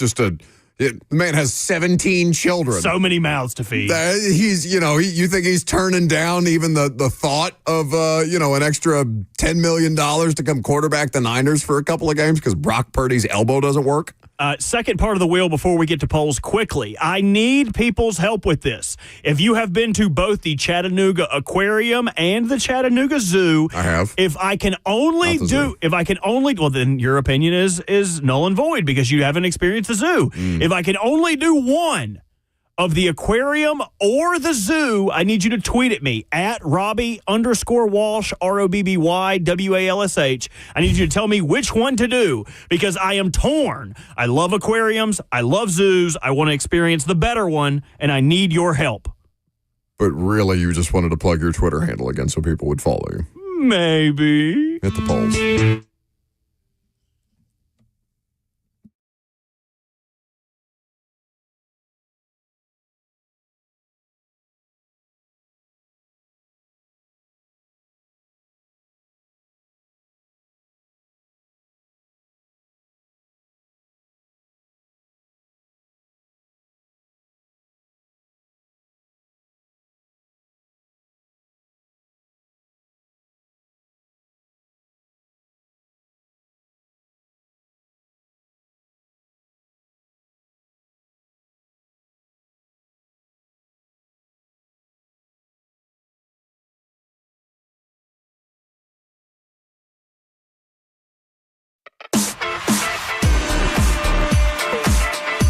God, fat fingers over here. The polls brought to you by Two Rivers Ford, the most trusted Ford dealership in all of the South. Just the fingers? Yes, it's just the fingers. Definitely not my belly poking these buttons. After seeing recent offensive tackle extensions, do you feel better or worse about Dan Moore Jr.'s deal? 78% of the audience feel better. And I think you should feel better after hearing that conversation between Ramon and Dan Moore after practice. If you missed that, you can go check it out wherever you find your podcast on the Ramon and Will podcast feed or on the Zone's YouTube page where we are almost to 16,000 subscribers. If you have not subscribed, subscribe. Remember, 20,000, we put you on a unicycle. That is far away, and hopefully everyone will forget about it 4,000 subscribers from now. But I digress. Are you going to watch the Hall of Fame game? 60% of our audience said yes, and 39% are lying, telling themselves that they will What? not. 60% is so low. What else are y'all doing tonight? You got nothing else going on in your lives. Please spend time with your family or watch the Hall of Fame game. I know what you're doing. You don't fool me. Do you feel differently about Cam's practice interceptions after Nick Holt's comments? 40% say yes, they do feel a little bit better, but the overwhelming majority of 60% of the audience say they feel the same. Why is he throwing so many picks? Well, because they're making life harder on him and because Chig didn't sit right on a route and Prochet turned the wrong way on a pass, and also Cody Barton's good at football. Like, defense is allowed to make plays too. What is more likely? A, that Cam Ward makes Callahan look good, or the inverse? B, Callahan makes Cam look good. 82% of our audience are going with A, that Cam will make Callahan look good. Ooh, that's an interesting poll. Did you do the polls today without me? I did do the polls, but Look at you. that poll was suggested by Ramon Foster. I cannot take credit for that. That was out of the brain of one Ramon. Did they use that as a topic? Because I'll probably do that tomorrow. I didn't. When he came up with it, I was like, ooh, that's a 20. Yeah. Before I release you from your work obligations, why don't you go ahead and put that in the grid for me tomorrow? Yeah, you got it, buddy. Mm-hmm. Those the polls? Those are the polls. Excellent. That's the show. Back at Titans training camp practice tomorrow. It'll be one of these three players, Jarvis Brownlee, Calvin Ridley, or J.C. Latham is who I asked for. So we'll look forward to hanging out there with you. See you then.